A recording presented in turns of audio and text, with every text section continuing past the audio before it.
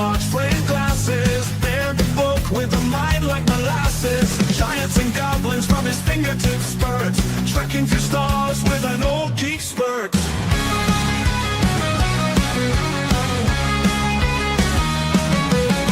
Up in the attic by the glowing screen, cultures clash like you've never seen. Post-apocalyptic visions clash, tales of terror in a lightning flash. Up in the attic by the glowing screen, cultures clash like you've never seen. Post-apocalyptic visions clash, tales of terror in a lightning flash. That old Yorkshire geek with stories to unfold. Keep your eyes wide open and your soul won't grow cold. In the realm of the strange and the fantastical, lost in the dark, but it's a light so magical.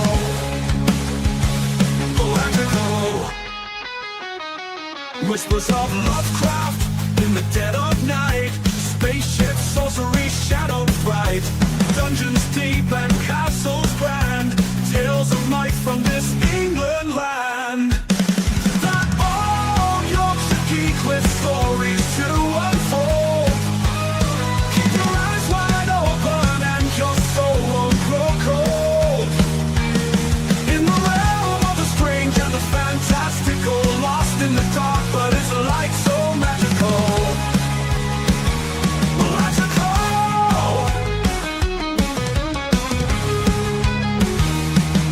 Cthulhu breathes while dragons flame. Hearts of heroes in the Hall of Fame. Flee or fight the monsters we dread, but the winds of wonder in his stories are spread.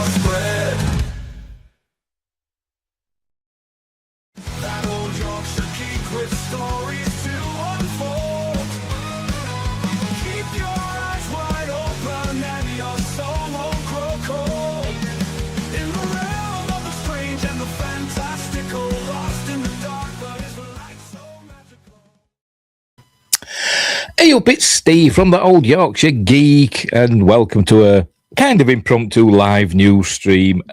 It's been a bit, the world has been a bit bereft of, well, in my opinion, of nerdy news for a while, or geeky news, whatever you want to call it. But I found some news items that I thought were mildly interesting, so I thought I'd do a live stream with some news articles to read, links of which are in the description. Speaking of which, don't forget to like and subscribe, share the videos, drop a comment, hit the notification bell if you're subscribed already. Have I got a weird strand of hair catching the light? I haven't. Yes, dorky news also works. Thank you, Wingrace. Sort myself out. Where were I? Like and subscribe, share the videos, drop a comment, hit the notification bell if you're subscribed already. Explore the description for links for stuff like merch and me books.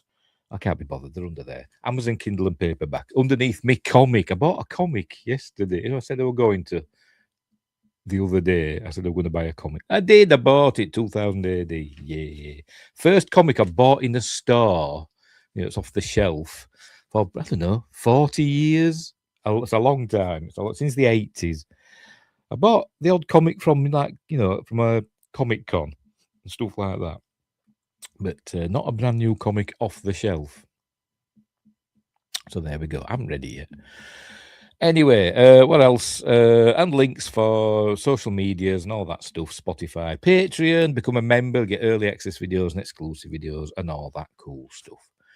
Right, is that it? Right, the links for all the news articles we're going to read are in the description, which I did just say. Is that it? Right, so we'll get on with it, shall we? We'll get on with these news items, and then we can all go and do something more interesting, can't we? Right. So first up, is a Star Warsy news item. If I add it to the stage, there it is. From Games Radar, Ahsoka Season 2 won't premiere until 2027, which makes 2026 the first year without a live-action Star Wars show in 7 years. So there we go. And there's Ahsoka, played by, I can never remember her name. Rosario Dawson. There we go. There we go. It'll probably say in this, won't it? Yes, it does. Right. Who wrote this one? Molly Edwards. What a lovely name. I bet Molly's lovely. I bet she is. I'm saying she. In surprising news, I bet she makes a lovely cup of tea.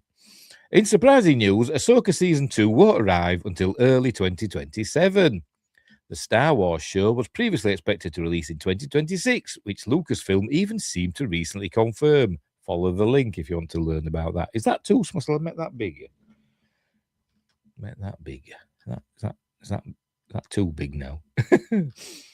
Actually, no, because it gets rid of the adverts, doesn't it, a bit? Yeah, it does, right. However, at Disney's upfront showcase, Ahsoka Tano, actress, I refuse to call female performers actors, they are actresses, Rosario Dawson, took to the stage to reveal that the Disney Plus show has a premiere window of early 2027. Wingress says the sister of Belana Torres. Yes, because there's Roxanne Biggs Dawson, although she dropped the Biggs thing, hasn't she? Roxanne Dawson. Who played Belana Torres in Voyager? Crikey, I remember the name. Maybe they're distantly related. Who knows? Where were we? She said, it's truly special seeing all the love from fans out there for Ahsoka and her crew, she said via StarWars.com.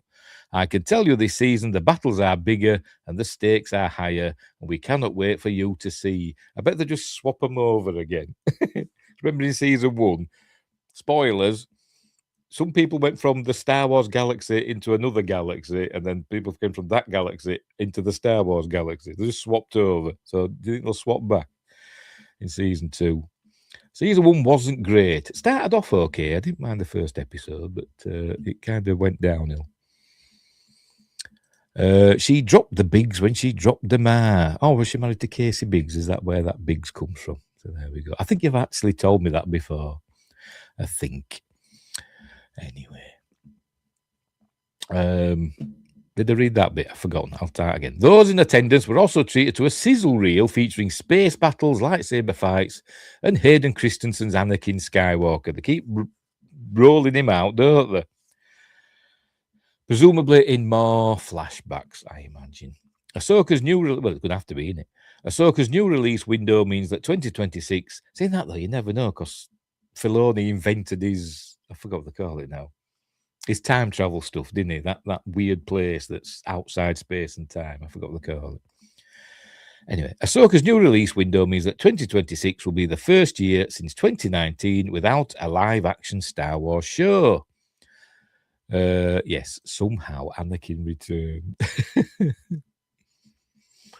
2019 had The Mandalorian Season 1. 2020 had The Mandalorian Season 2. 2021 had The Book of Boba Fett, which was the kind of start of the big decline, wasn't it, really? Because it was bloody awful. Everybody had high hopes for it, and it was bloody awful. 2022 had Obi-Wan Kenobi, again, which was terrible, but kind of enjoyable because it was funny. But, you know, what's the word? Unintentionally funny.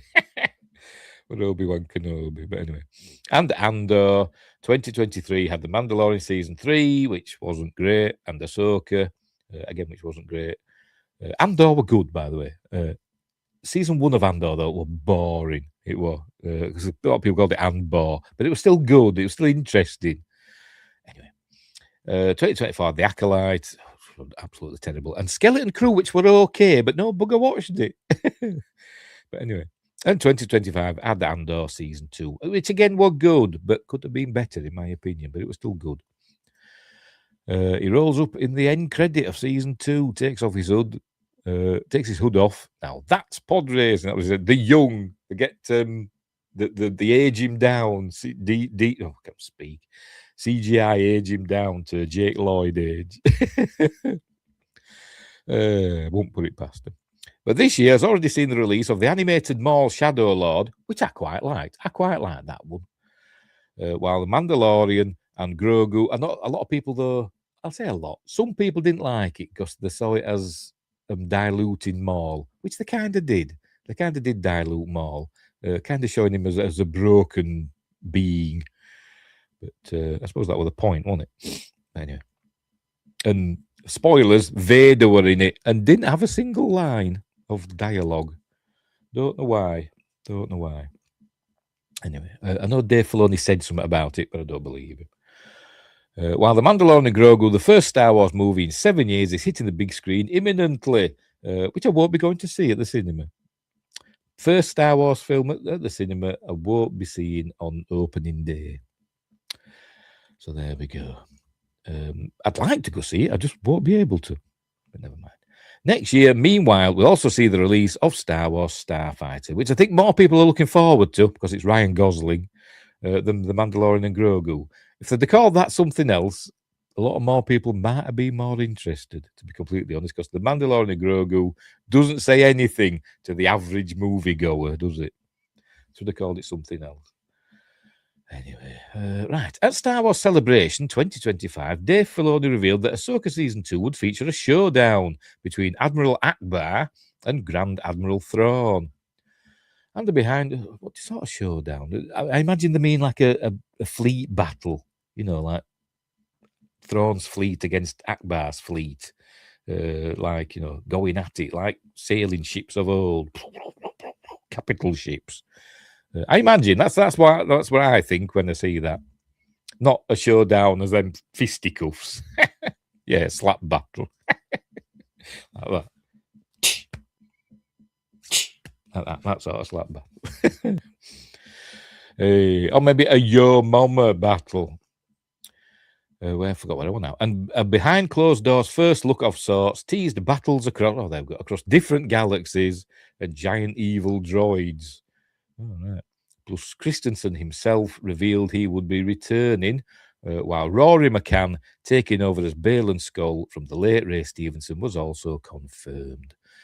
I'm sure I've seen somewhere there's rumours there's reshoots going on. I don't know if that's true or not. While Ahsoka Season 2 doesn't have a firm release date just yet, May 2027 will mark the 50th anniversary of the original Star Wars movie, and Star Wars Celebration returns to LA in April. So it wouldn't be too surprising if Ahsoka's Season 2's release date was planned so that episodes are dropping through at least one of these events. That sounds reasonable to me. Epic rap battles need to get in on that. Is that a thing? I don't know. But you've capitalized it, so I'm guessing it is. Oh, excuse me. The Mandalorian and Grogu arrives this May 22nd. Hopefully I won't be burping quite as much through this. I know I just did then a little bit, but I don't feel as bad. I'm getting over it. The Mandalorian and Grogu arrives this May 22nd, as I said, which I won't be going to see. Blah, blah, blah, blah, blah, interviews, etc. Is that it? So there we go. So we're not getting Ahsoka Season 2 till, I bet it's either May 2027 or they'll do it for April when, where is it? When Star Wars Celebration is going on. So anyway, we'll see. Maybe it'll start in April and the finale will be on like May the 4th or something like that. Do you reckon? Maybe. Who knows? It depends how many episodes there is, I suppose. But they often show 2 episodes at once, don't they? You've never heard of it? It was a massive YouTube channel a few years ago. Epic Rap Battles of History. All right. Oh, no, it doesn't ring a bell. It doesn't ring a bell. Dear. Right. So there we go. So anyway. So if you're an Ahsoka fan, yeah, you'll have to wait. You'll have to wait until nearly the middle of next year. They say early 2027, but by the time you get to May, it's nearly the middle of the year, isn't it? But anyway, near as damn it. But so there we go. So that's that one. Right. So yeah, whatever. We'll move on. We'll move on. Bit of Star Trek news next. If I press the right button, there we are. This is from trekmovie.com. Big Star Trek event planned for San Diego Comic-Con 2026, according to William Shatner. Should have a thing. When we mention his name, he will appear. Anyway, so I'm gonna have to make this bigger now, aren't I? That big enough, yeah. Right, written by Anthony Pascal. Is that how you pronounce it? One of the big questions about 2026 is what kind of official presence will be seen for Star Trek at San Diego Comic-Con, as new production is apparently at a standstill and the franchise is at a crossroads. Speaking of Star Trek, I was looking for Star Trek news, and I think it was, I forgot the name of it now. That Star Trek website about red shirts. I forgot the name of it. Red shirts must die. It's not that, is it? Something like that. The red shirts website. They had a news story saying David Ellison confirms new Star Trek. And then if you read the article, it didn't at all, really. It just mentioned Star Trek amongst other things that, Paramount were acquiring when it takes over Warner Brothers. So Star Trek were in there amongst like Game of Thrones and all that stuff. Harry Potter. Didn't confirm anything. Is it that? Red shirts always? It's something like that, isn't it? That sounds a bit, weird, a bit brutal. But maybe it is. I can't remember. Anyway, where were we? I forgot what I want now. Now we have our first big clue of something big revealed by Star Trek's first captain, William Shatner. William Shatner! Fireworks. But it came with a caveat. And in other Bill event news, he will be appearing with Neil deGrasse Tyson. Forgot it. Why? In LA next week. I bloody hate Neil deGrasse Tyson. Does my bloody head in. Smug git. Not the first captain. Technically, no. Yes, they're right. What's his face? Well, first, wasn't he? I'm blanking on his name now. The fellow who played Pike. Jeffrey Hunter. He was first, wasn't he? But the first aired captain, the first Star Trek captain to appear on broadcast television. Yes, he was. But I still hate Neil deGrasse Tyson. He's a big smug git, and he does me head in. Thinks he's buddy Carl Sagan, and he's not. Anyway, earlier this month, when appeared, that when he appeared, when appearing in a promotional video for his absent appearance. Oh, I can't read. They can't write and I can't read. Start that again. Earlier this month, when appearing in a promotional video for his appearance at Liverpool Comic-Con, which my friend Fish, the artist Fish, who I've got several paintings by him, but I've got one up there of Land Speeder. Painted a picture of William Shatner, got him to sign it. I don't know if he sold it yet. I imagine it's not cheap. I forgot what I want now. William Shatner was asked about how Star Trek has become a juggernaut in the decades following Star Trek, the original series, or, as we all call it, Star Trek. The actor used that comment to reveal an upcoming event, one he can't attend. I thought he was cancelled for his naughty behaviour, but somehow he survived. Has William Shatner been naughty? Is that what you're on about? I don't know. Or Neil deGrasse Tyson, has he been naughty? I don't know. I haven't seen anything. Can't be William Shatner. I imagine you mean Neil deGrasse Tyson. Just a minute, I've got to adjust my seat. So adjusting me cushion. Oh, right, Neil deGrasse Tyson. Right, fair enough. I don't know. I haven't seen that because I'm not interested in him. For some reason, because I'm interested in space and stuff like that. He keeps popping up in my bloody YouTube recommended. I never watch him because I hate him.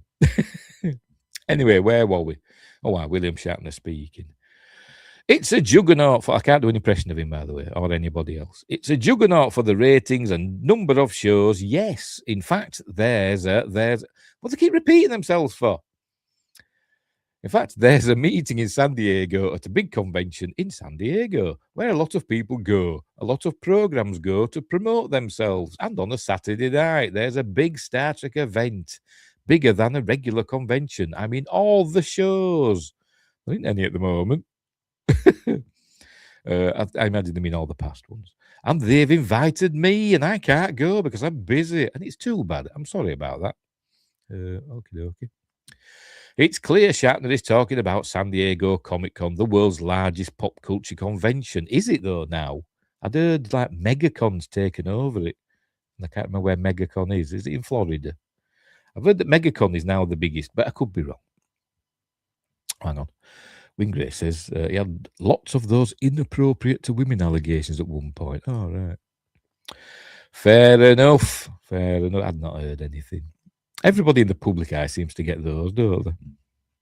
Glad I'm not in the public eye. I never even get the opportunity, for God's sake, to be inappropriate. Stuck here 24/7. Anyway, MegaCon's Orlando. There we go. Yes. I forgot where I want now. Which has been home to many Star Trek events over the years. CBS and Paramount have consistently held big Hall H panels. Hall H? Hall H? Why is H not pronounced H? I don't know. It's one of those weird quirks of English language.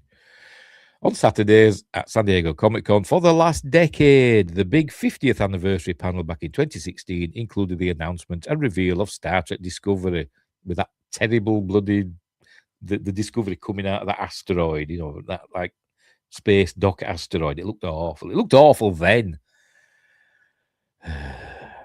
Shatner appeared on that panel along with Brent Spiner, Michael Dorn, Jerry Ryan, and Scott Bakula, Blair. And there they are.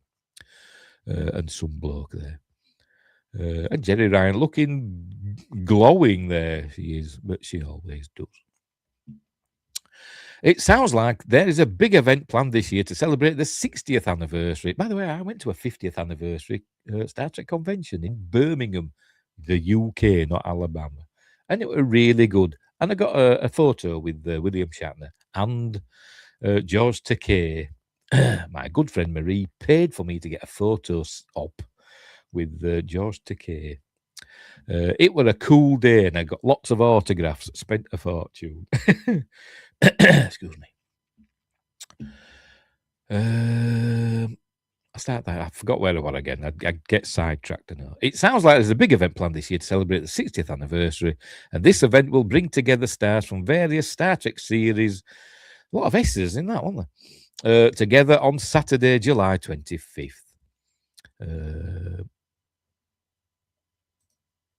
Right before you went left. What? My left. Star Trek just released an official 60th anniversary. Oh, it went live. Oh, right. Went live. Did they? Typical. I meant when I went left like that. As in going left politically, which I'm not. I'm neither left nor right. Or middle of, not anything politically. Unfortunately, Shatner is indeed already booked on that date, set to appear at GalaxyCon Raleigh in North Carolina, on the opposite coast. So maybe Paramount will be giving George Takei a call to represent the original series. Because you can't get them two in the same room together, or they'll be... he says, they've released a series of wallpapers for your phone computer. Pushing the boat out. Anyway. Perhaps the bigger question is, will Paramount be making any announcements at this event like they did back in 2016? Could we get concrete news on the next movie or a new TV show? Oh, excuse me. We should at least get the traditional rollout of news on upcoming seasons for Strange New Worlds and Starfleet Academy. I've still got a feeling we're not going to get season 2 of Starfleet Academy on Paramount. With all this news, there's rumours that they were trying to shop it off to Netflix. Anyway, the 4th season of Strange New Worlds will debut during San Diego Comic-Con on Thursday, July 23rd. This is the Strange New Worlds cast in it. There's Kirk. I can't remember what's his name. Paul Wesley, in it. Looks nothing like William Shatner. There's Rebecca Romijn, number 1. What else we got? That's Dishy. What's her face? That's Nurse Chapel. I forgot names. Anyway, whatever. As it says there, look.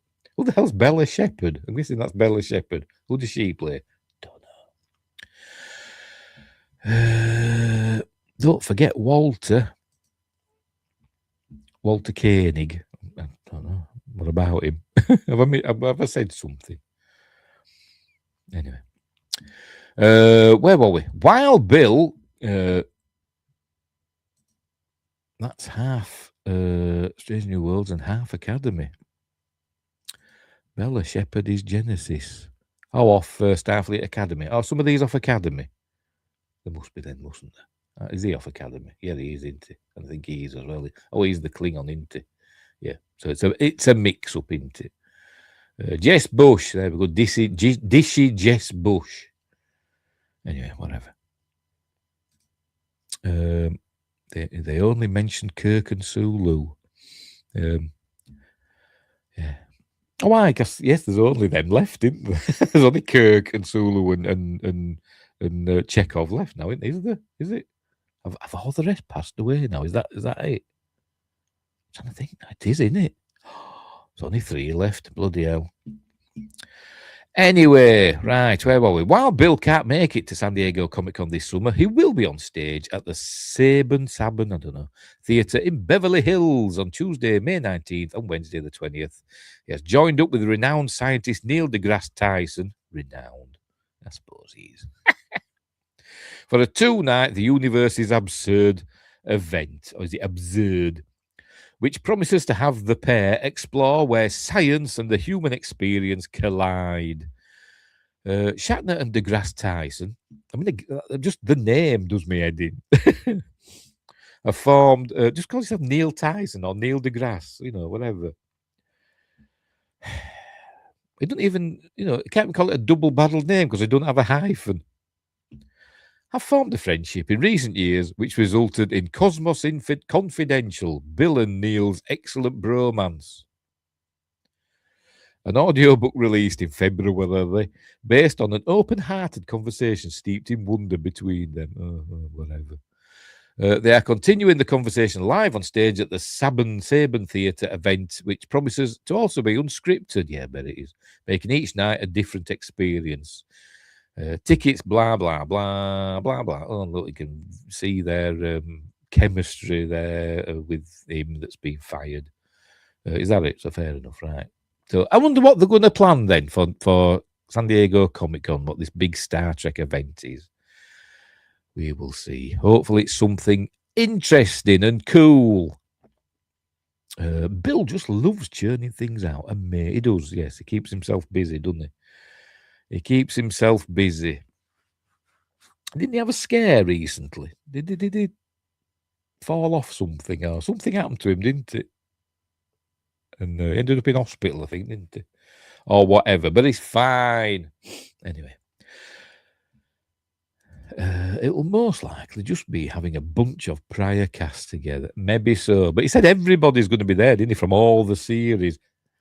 That'd be a big stage to pile all them on, wouldn't it? But we will see. Maybe they'll be announcing, I forgot to call it now, Star Trek United. They get all the Enterprise cast back, including Trip, because he's not dead. Who knows? Put your thoughts in the comments or whatever. Right, so there we go. So yeah, I hope it's something good.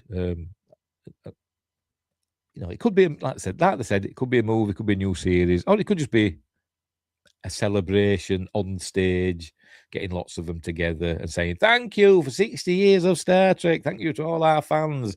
And everybody who got the Spock ears on in the audience going, ooh, there'll be somebody with a lightsaber.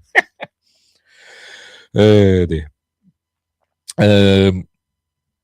But yeah, so I hope it's something interesting and cool and not just a big wet squib, which it probably will.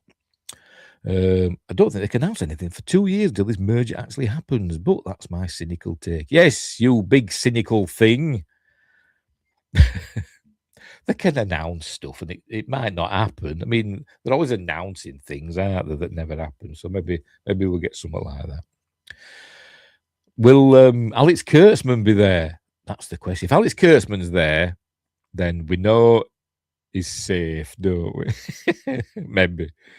But he'll probably go, oh, yes, season 2 of Starfleet Academy is coming and we're doing Star Trek, was it year 1 or whatever, we're doing all that. And then got a new series, Star Trek Cooking with Star Trek, starring, what's his face that plays Pike? I've got a bloody name now. Him. In his massive quarters. Anyway, let's move on. Let's move on from that one. Right, so here we go. Let's move on. We're coming back to Star Trek in a minute, but first up, Punisher, which apparently, when I saw this article, I didn't know it had actually dropped on Disney Plus. But anyway, it's from Geeks and Gamers. Marvin Montanaro. Hang on. Ethan Phillips and Anson Mount cooked together. Yes, it could be Pike and Neelix. Pike and Neelix's cookery hour. With no Avery Brooks because he can't be bothered. Yes, he can't be bothered. Don't blame him either, to be honest. Anyway, where were we? John Bernthal promises the darkest Punisher yet in Disney Plus special will be different tone from Spider-Man Brand New Day, because he's going to be in that, isn't he? So anyway, so here it is, Punisher One Last Kill, which I have seen. I just watched it just before this this stream. So I'll do a bit of a review, shall I? But we'll read this article first, and then I'll give you my thoughts on it, because it's not long. But anyway, John Bernthal is promising Marvel fans a much darker take on Frank Castle in the Disney Plus special, The Punisher One Last Kill. During a recent appearance on the Kelly Clarkson show, Bernthal, does she still sing? I like that song that she did. I forgot to call it now. Because of You. I know she's done loads of other songs, but that song, Because of You, I really like that. It gets the waterworks going.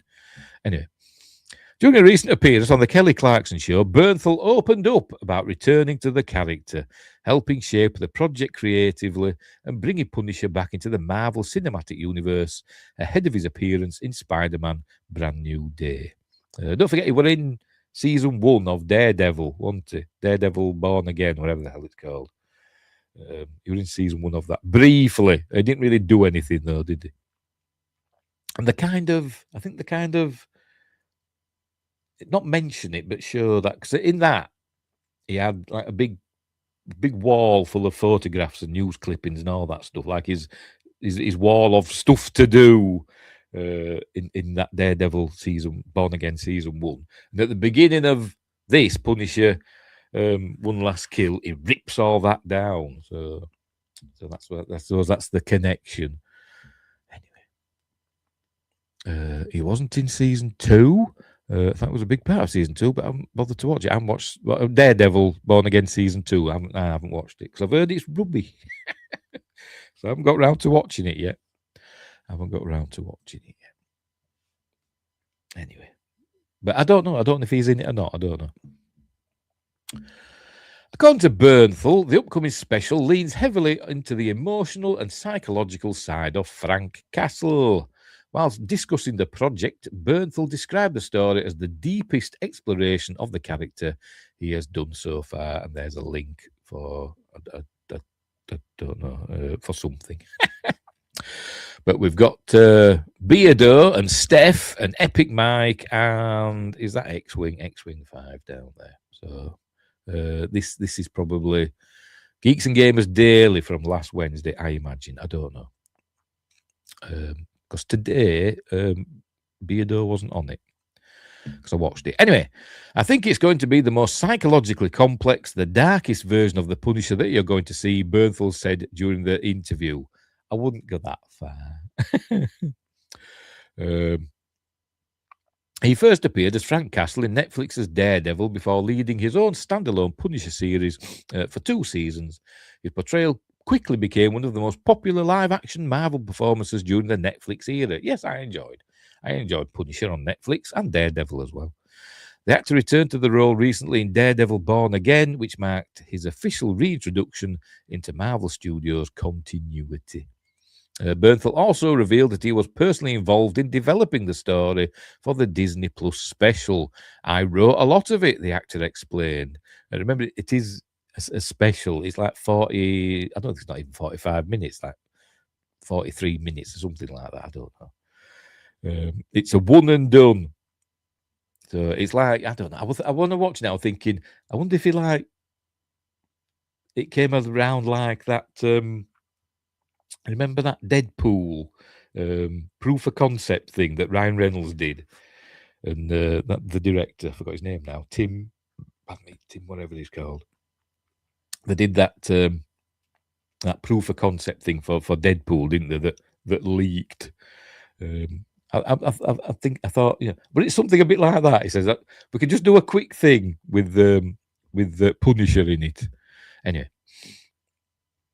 And there he is in his Punisher thingamabob. He said the project was developed alongside veterans and former special operations soldiers, including Marine Raider Nick Kumalatsos, who also worked as a producer on the special. I think he appears in it as well. Because I was checking the IMDb of it, and it says Nick Kumalatsos as Nick Kumalatsos, so he must appear in it somewhere. I was looking because somebody in it, I thought it was Pete Williams from Stargate, Apophis. I thought it was him, but it was somebody else. Bernthal mentioned Cody Alford and Colton Hill as additional contributors who participated in the production. According to the actor, the goal was to ground Frank Castle's story in the realities faced by many combat veterans after returning home. It's about PTSD, essentially. And struggling with carrying on, if you know what I mean. Can't say the word because YouTube allows swearing, doesn't it, in stuff, effing and blinding, all sorts of bad language. But as soon as you mention that word that begins with S and ends in "ide," that's it. You get age restricted. It's unbelievable. A major focus of the interview centered around how military trauma influenced the direction of the special. Bernthal explained that the creative team wanted to tell a story connected to the emotional struggles many veterans experience after combat. And Justin's here, blimey, he's throwing his money about. He's like making it rain. Is Justin, look, his $5 super sticker. I'm going to have to see now what this is. What is it? It's that lemon thing again. What's it doing? I don't know what it's doing. Is it kissing something? I wish StreamYards would sort themselves out so we can see them on screen. Anyway, they really want to do something for the veterans community, Bernthal said, referencing tip of the spear guys who are re-entering the world after returning home. The actor noted that the emotional fallout of war remains central to Frank Castle as a character and said that theme plays a major role throughout the Disney Plus special. That emphasis mirrors aspects of the original Netflix series, which frequently explore PTSD, grief, and Frank Castle's inability to move on from violence after losing his family. Bernthal also spoke about his upcoming appearance as Frank Castle alongside Tom Holland in Spider-Man Brand New Day. I imagine his appearance in that won't quite be as violent as it is in this special that I've just watched, which is quite violent, but not. I don't think it's as violent, as graphic. I think it's as graphic as the Netflix version. Even though it is quite brutal and violent in places. A lot of claret. But anyway, the actor acknowledged that the tone of a Spider-Man film is very different. Oh, there we go. From a Punisher project, but said maintaining character consistency was important. With Spider-Man, I think what was most important, because obviously tonally it's different, it was important to us that Punisher could walk off one set and walk onto another, Bernthal said. To be honest, I'm frankly amazed he could walk at all after that special. Because he got shot and stabbed and all sorts. Fell off from great heights. At the beginning, we see him take some pills. You know, like men in films take pills. They just get a handful of pills and just chew them and then down them with a bottle of whiskey. That's how real men take pills, according to Hollywood. Maybe they were super soldier pills. I don't know. Marvel has not officially revealed how large Punisher's role will be in the film. However, the crossover marks one of the first major interactions between Marvel Studios' street-level characters and the broader side of the MCU. Marvel Studios has spent the last several years slowly reintroducing characters from the Netflix Marvel shows into the MCU. Charlie Cox returned as Daredevil, Vincent D'Onofrio reprised Kingpin, although he got, as with what I was talking about earlier on, Maul, he kind of got diluted, didn't it? A lot, did Kingpin. Anyway. And Bernthal's Punisher has now become part of that growing lineup. We've also seen the returns of Kristen Ritter as Jessica Jones. My son hates her. Jessica Jones, not Kristen Ritter. Hate Jessica Jones. Hate her. Because she's got an attitude. He doesn't like her attitude. And Mike Coulter as Luke Cage, who is astonishingly handsome. It does me head in. I'm a straight man, but I can appreciate that Mike Coulter is astonishingly handsome. Does me head in. I hate handsome men. Justin says, Pun has been in a lot of Spider-Man stuff. Should be good. Pun. Oh, Punisher. Punisher has been in a lot of Spider-Man stuff. Oh, in comics. I imagine so. By the way, I wonder where Spider-Man was in this special today. I don't know if you've seen it, this special that's dropped on Disney Plus. I forgot to call it already. Punisher One Last Kill. Where was Spider-Man? It was all kicking off in New York, but no Spidey seen. Anyway, where were we? The upcoming special also signals Marvel's continued push into more grounded stories centered around street-level heroes rather than cosmic or multiverse-focused narratives. The Punisher One Last Kill premieres on May 12th on Disney+, while Spider-Man Brand New Day is currently scheduled for release in theatres on July 31st. Yeah, I enjoyed it. I thought it were good. I got the feeling it were an inexpensive little thing that they did. I don't know if we know the budget for it. Let's have a look, see if it says. Oh God, if I can bloody type. The Punisher One Last Kill. I bet it don't say anything. I'll type it in, see what it says. Doesn't say. Bum, bum, bum, bum, bum, bum, bum, bum. Does it say the budget? No, it doesn't say the budget. But I imagine it wasn't super expensive. I don't think there's a lot of visual effects in it. I'm with your son. Jones not a fan. Yeah, it's Jessica Jones who does. Anyway, where were we? Right, so yes, I watched it today.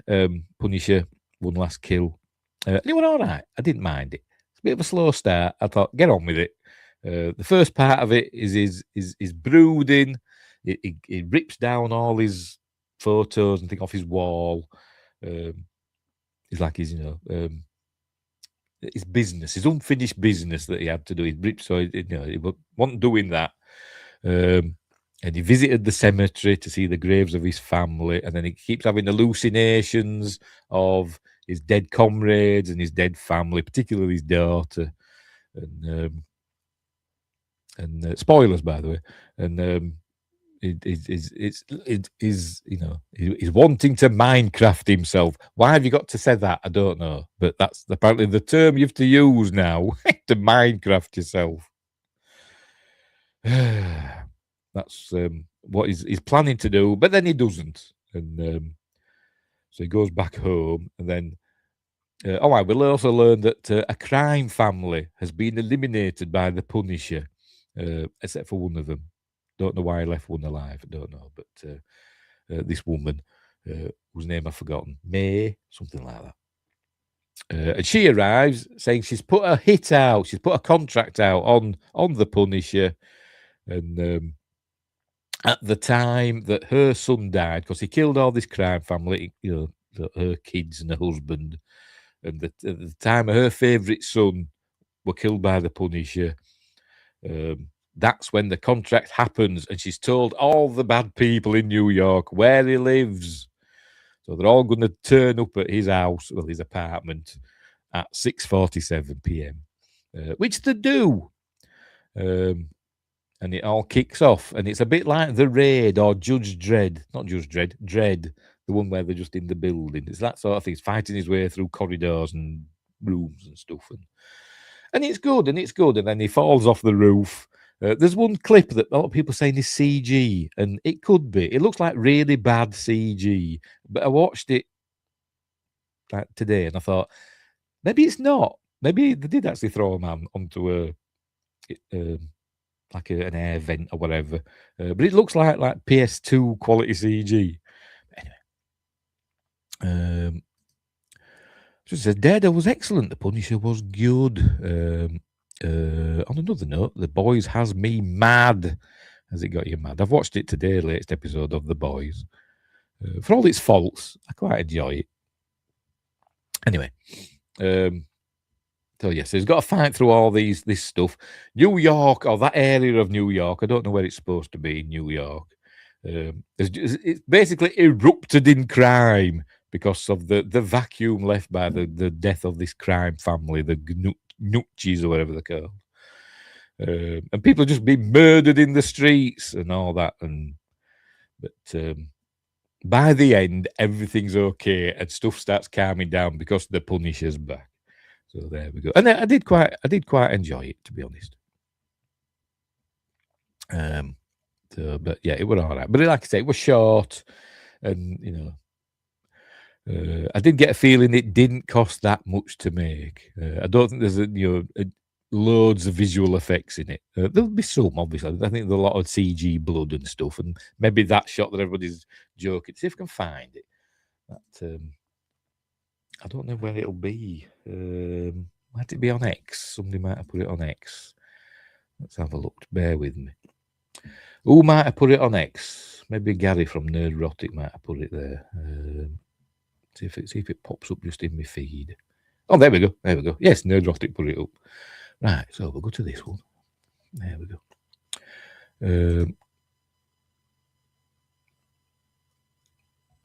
What have I done? I've just stopped it, that's why. Right, here we go. I'll share this instead. So then we go back. There it is, look. I'll zoom in on it. There it is. It's this. People are saying this is CG. I mean, it might be. I mean, it looks it, doesn't it? It looks it. I'll play it, and you can make up your own mind. I've gone zoomed in too much, haven't I? I've gone too far. There we go. I think it is CG, isn't it? But like I say, it looks like something from like I said, a PS2 era game, doesn't it? But watching it, it actually looks more realistic when you watch it in the shucks. They've slowed it down a bit here. They've slowed it down. It happens a bit quicker than that, so it's over and done with. But anyway, yeah, whatever. Right, where were we? Back to that.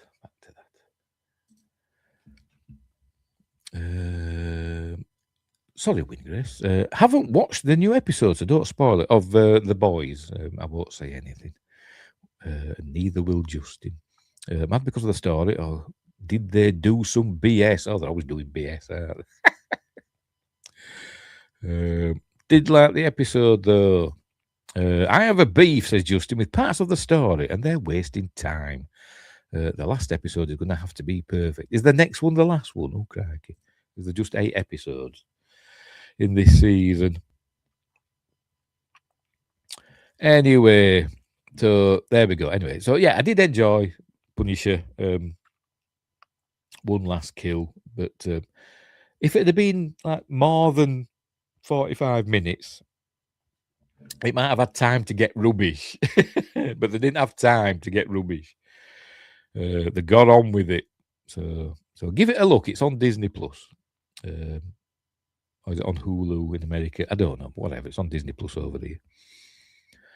So there we go. So that's that. Along with my brief review, I did like it. Oh, that's from One Last Kill. It's one of the final shots, actually, of the episode. Because he don't, spoilers, he don't put this on till the very end. But anyway. Right, so back to Star Trek. We'll go back to Star Trek now. What's this one? This was from, Red Shirts Always Die. Yes, you were right, Win Grace, from earlier on. I couldn't remember the name of it. Star Trek Strange New Worlds actor teasers fantastic horror episode in season 4. That particular episode actually is one of my favourites. I'm guessing it's him saying it. What's his face? Ethan Peck. Says Stephen Thrash. Cool name. Stephen Thrash. That particular episode actually is one of my favourites. He repeats. Paul Wesley and Ethan Peck. Can you read that? I'll make that bigger. There we go.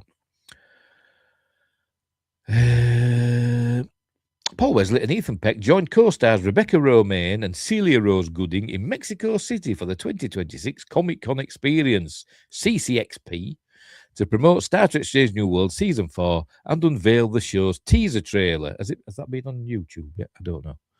And Peck couldn't help tease a really fantastic horror episode, which is on the horizon. You saw Kirk screaming and closing doors. That's from that episode, Peck said, per trekmovie.com. In regard to the footage featured in the Strange New World teaser. And as it, why are they having another horror? They had a horror episode last season, didn't they, with the zombie Klingons and all that, didn't they? They're having another one. As it turns out, Peck's co-star Wesley referred to the season 4 horror installment as one of his favourites, but he's not Kirk. He's alternate universe Kirk. Winger says, yeah, it came out a couple of weeks ago. One with horses and dinosaurs. Oh, is it that one? All right, fair enough. I love this season, Wesley added during the same sit-down. It's going to be very intense as we explore a little bit of Kirk's past and some of the demons that are haunting him. The Strange New Worlds teaser also gave away what is likely another scene from the horror episode Peck and Wesley touted. In the footage, Star Trek fans will notice that La'an Noonien Singh, the lovely Christina Chong, is sitting in the dark, and then a zombie hand gently grasps the Enterprise crew member's shoulder. More zombies, tell you. This con was on April 24th. What it bloody hell? Well, when's the date? What's the date from this article then? It's from May 12th. It's from today. So have they just been sitting on this news? Unbelievable. Anyway, whatever. We'll plod on. In addition to being a lifelong Trekkie, I love horror. Is this Stephen Thrash saying this? So I'm particularly excited about the episode Peck and Wesley teased at CCXP. One of my favourite episodes from the original series is Season 2's Wolf in the Fold, in which the crew of the Enterprise, USS Enterprise, go up against none other than Jack the Ripper. Well, sort of. Was it Red Jack or something? Isn't it? It's a non-corporeal life form, because they always had them, because they were cheaper. I don't know if the Strange New Worlds horror episode will live up to Wolf in the Fold. Not particularly horrific, though, was it? It was no cat's paw. Oh, some of my favourite macabre stories from the Next Generation. But I can't wait to see it when Season 4 drops this July on Paramount+. Are you as excited as I am? Share your thoughts. Blah, blah, blah, blah, blah. So there we go. We're getting another horror episode. Even though we had one last season, we're getting another one. Justice says, I enjoyed the first season and half of Strange New Worlds. My biggest issue is too much Kirk. Yes, that is a big issue. And I hope they're going to work out what's going to happen with half of the crew. Because they're going to have to disappear off the ship at some point, aren't they? But there is too much Kirk in it. But as I've always said, in my headcanon, this isn't the prime timeline. I know they've said it is, but in my headcanon, it isn't. So I give them a lot of, rope with which to hang themselves. Winger said, I prefer the Babylon 5 Jack the Ripper. Yes. I forgot what they called him now. It was him that came to test Delenn, didn't he? The Vorlons brought him, didn't he, to test Delenn. I forgot what they called him. Sebastian, that what he was called, Sebastian, wasn't he? But you may know me as Jack. For some reason, the Vorlons kidnapped Jack the Ripper, abducted Jack the Ripper from London in 1888, took him into space and used him as a interrogator or whatever the hell he was. Anyway, so there we go, another horror episode. So that's whatever. Whatever. Right, next up. Hang on. Before we get to next up, just it says, not excited. I feel this crew, as time has gone on, they're not worthy of the Enterprise. They're not worthy. You're probably right, to be honest, but I still enjoy it. I still enjoy Strange New Worlds. Season 3 were nowhere near as good as the first 2 seasons. I really enjoyed the first 2 seasons. But season 3, I wasn't a huge fan of, but I still kind of liked it. It were okay, but it had Kurtzman's fingerprints all over it, in my opinion. And maybe seasons 4 and this mini season 5 will as well. That's because they don't focus on the actual crew. It should focus on Una and all the Strange New Worlds exclusive characters. We already know Spock, Kirk, and Uhura. Yes, you're probably right. Probably right. So we're going to get to know, like I said, Spock, Kirk, and Uhura later, aren't we? So we should be finding out what's going to happen to the others. But where's Una going to go? You know, because we're leading up to when Kirk takes command of the Enterprise, aren't we? So, you know, where's Una going to go? Where's La'an going to go? Where's, I forgot the name, Ortegas, where's she going to go? Where's the annoying engineering woman? Because Scotty's there now, isn't he? Scotty's there ready to take over and all that. But anyway, just as Pike, I love him, but he don't feel epic. Season 3 hurt me. Yeah, I'm not a big fan of Anson Mount Pike, to be completely honest. He's got more obsessed with his hair than being Pike. Anyway, right, so we'll move on. Right, to Sci-Fi Now. Scott Davis reporting Westworld to be remade with David Kep writing. Why isn't it not pronounced Cope? I don't know, but anyway. And that's from this TV show, isn't it? And it's teeny tiny writing, so I'm going to have to make it bigger. There we go. Right. But before that, hang on. We'll go back to the other article. Back to that. We'll go back to Star Trek. They'll probably cheap out and have all those characters transferred to a new ship under Una or some feel-good stuff. Or maybe they'll just all die in a holodeck recreation, if you know what I mean. The last episode of Strange New Worlds I'll be like, these are the Voyagers from Enterprise. And they'll get bloody Riker and Troy back in the Pegasus episode, because Riker at the same time as they were doing the NX-01 holodeck thing, it were doing the NCC 1701 holodeck as well, because we know that's there in the program because Scotty used it. Anyway, I don't think that's going to happen, by the way. Yeah, didn't need Scotty either. I didn't mind Scotty, but what's going to happen with Mabenga? Yes, I always say Mabenga. I don't know, because that's how DeForest Kelly pronounced it in the original series. What's going to happen with him? Does he get a demotion for some reason? Because McCoy is going to arrive, isn't he? Imminently. Prevailing theory is that La'an and Ortegas die. We don't need more death, says Justin. I agree. Give them another ship. Una gets a promotion to captain, and she takes, she poaches her favourite officers. So off they go onto the USS Butterfly or something, Lollipop. For their own series, but an all-female crew it'll be, with Carol Kane as their engineer. God, it'd be bloody awful, wouldn't it? Do you think they'll do that? An all-female Star Trek, She-Trek, I wouldn't put it past him. I wouldn't put it past him. That's getting clipped. Anyway, right. So, where were we? Westworld is to be remade with David Kep writing. As I said, why isn't it pronounced Cope? It isn't. I don't know why. It says Scott Davis of Sci-Fi Now. There's a picture from the series. Season 1 were good. Season 2 were okay. Season 3, I got like half an hour, if that, 15 minutes into episode 1 and turned it off and didn't watch anymore.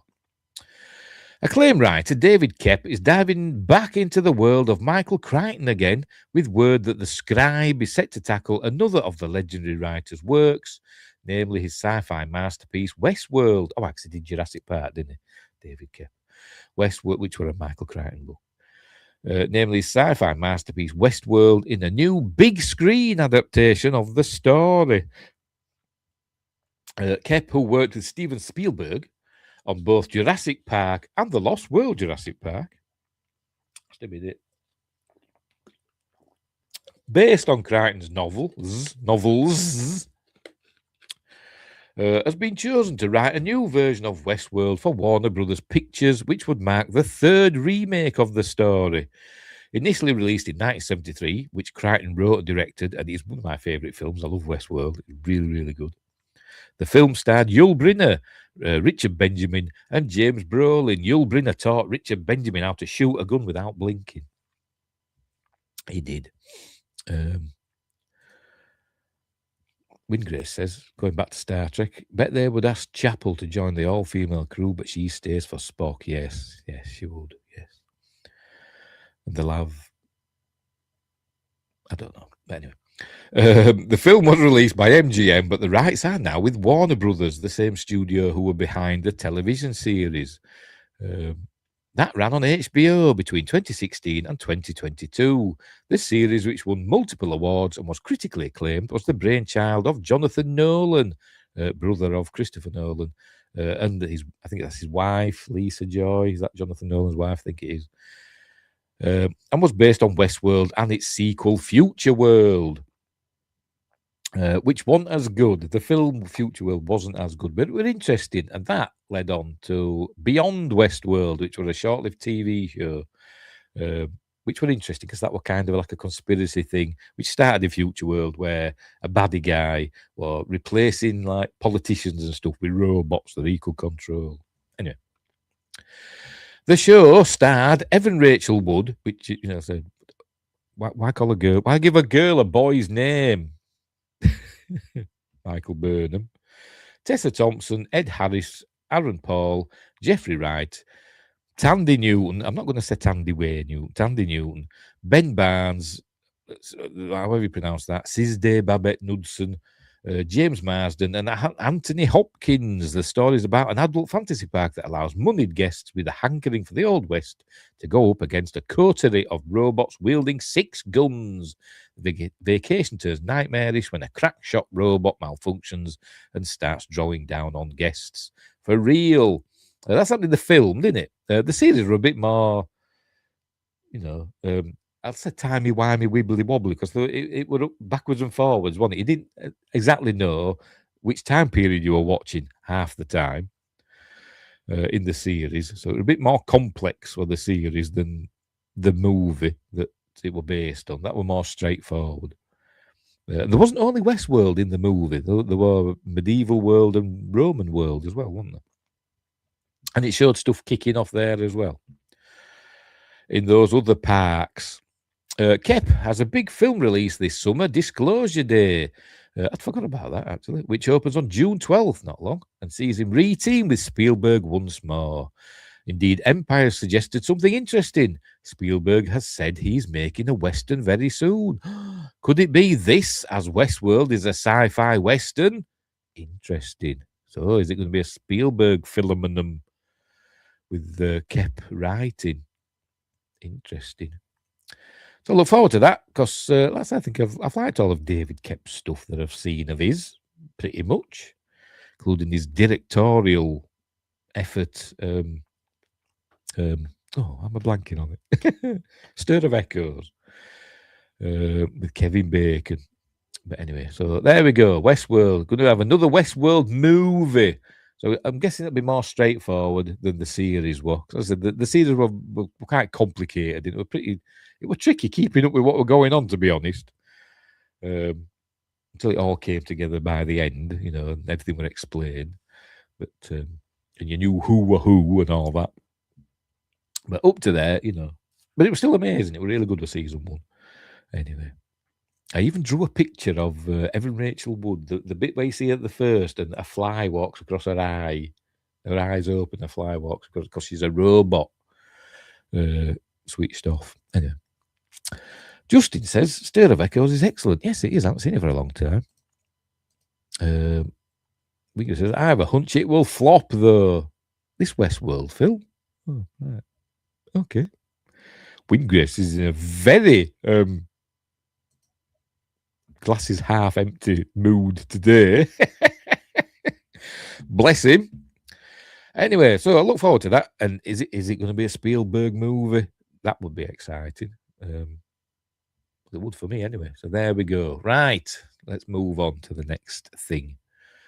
Right.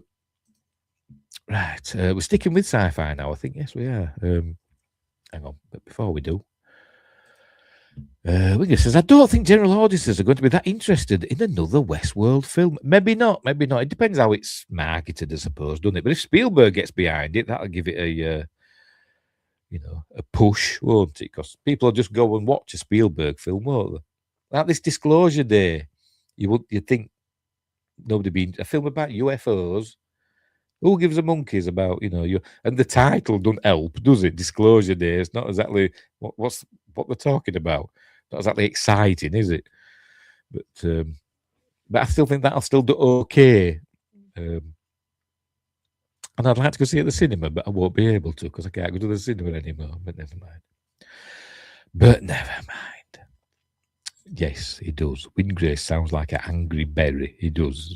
Something's happened today. He stubbed his toe or something when he got up and he's angry. Something's up. Says, that's true. His name will help. I just think normies will be like, oh, isn't this based on that weird HBO show? I'll pass. Or maybe people think season 1 of Westworld was amazing. Maybe this will be just like that. So let's go and check it out. Maybe. You never know. Also, Americans are becoming very anti-AI. I am actually lately, except for where my songs and music is concerned. I'm thinking of changing my music channel, actually. Leaving the music on, but changing it to TOYG music and clips, because everybody's having clips channels lately, aren't they? But depends if I can be bothered clipping anything out of my stuff. Anyway. So, yes. So, I think a Steven Spielberg Westworld film. Not that it's going. We know that it's going to be a Spielberg Westworld film, but I think it'd do well myself. Anyway, I've got to be careful because the clips channels get YouTube gets its back up, doesn't it, with clips channels, and gets rid of them and stuff, doesn't it, for essentially reused material. They usually hurt your main channel. But everybody seems to be doing them for some reason. Anyway, I don't know. Seeing you had a new clip from Monday. StreamYards. What is StreamYards? Yeah, StreamYards created it. There's a thing on StreamYards where you can, if you do a show, like after this, it'll come up and you can generate AI clips. It'll go through it and pick out clips, for promotional purposes. And I did what I don't think I've done one before. I don't think, maybe a long time ago. And I thought, well, I'll do one and I'll put it up as a short and see what happens. Seeing what happens. Yes, it was just a clip from the show, wasn't it? From the episode. Anyway, moving on to the X-Files. So this is kind of, thanks to Winggrace. Hang on, I'll get it up. There we go. This is kind of why I decided to do a news thing, because Winggrace, I think on Monday, said there's been X-Files news. Steve Buscemi's in the new X-Files series. So that sparked my interest and I found it here. But before that, Wingrace says, I got hit when I posted a similar video to my other channel.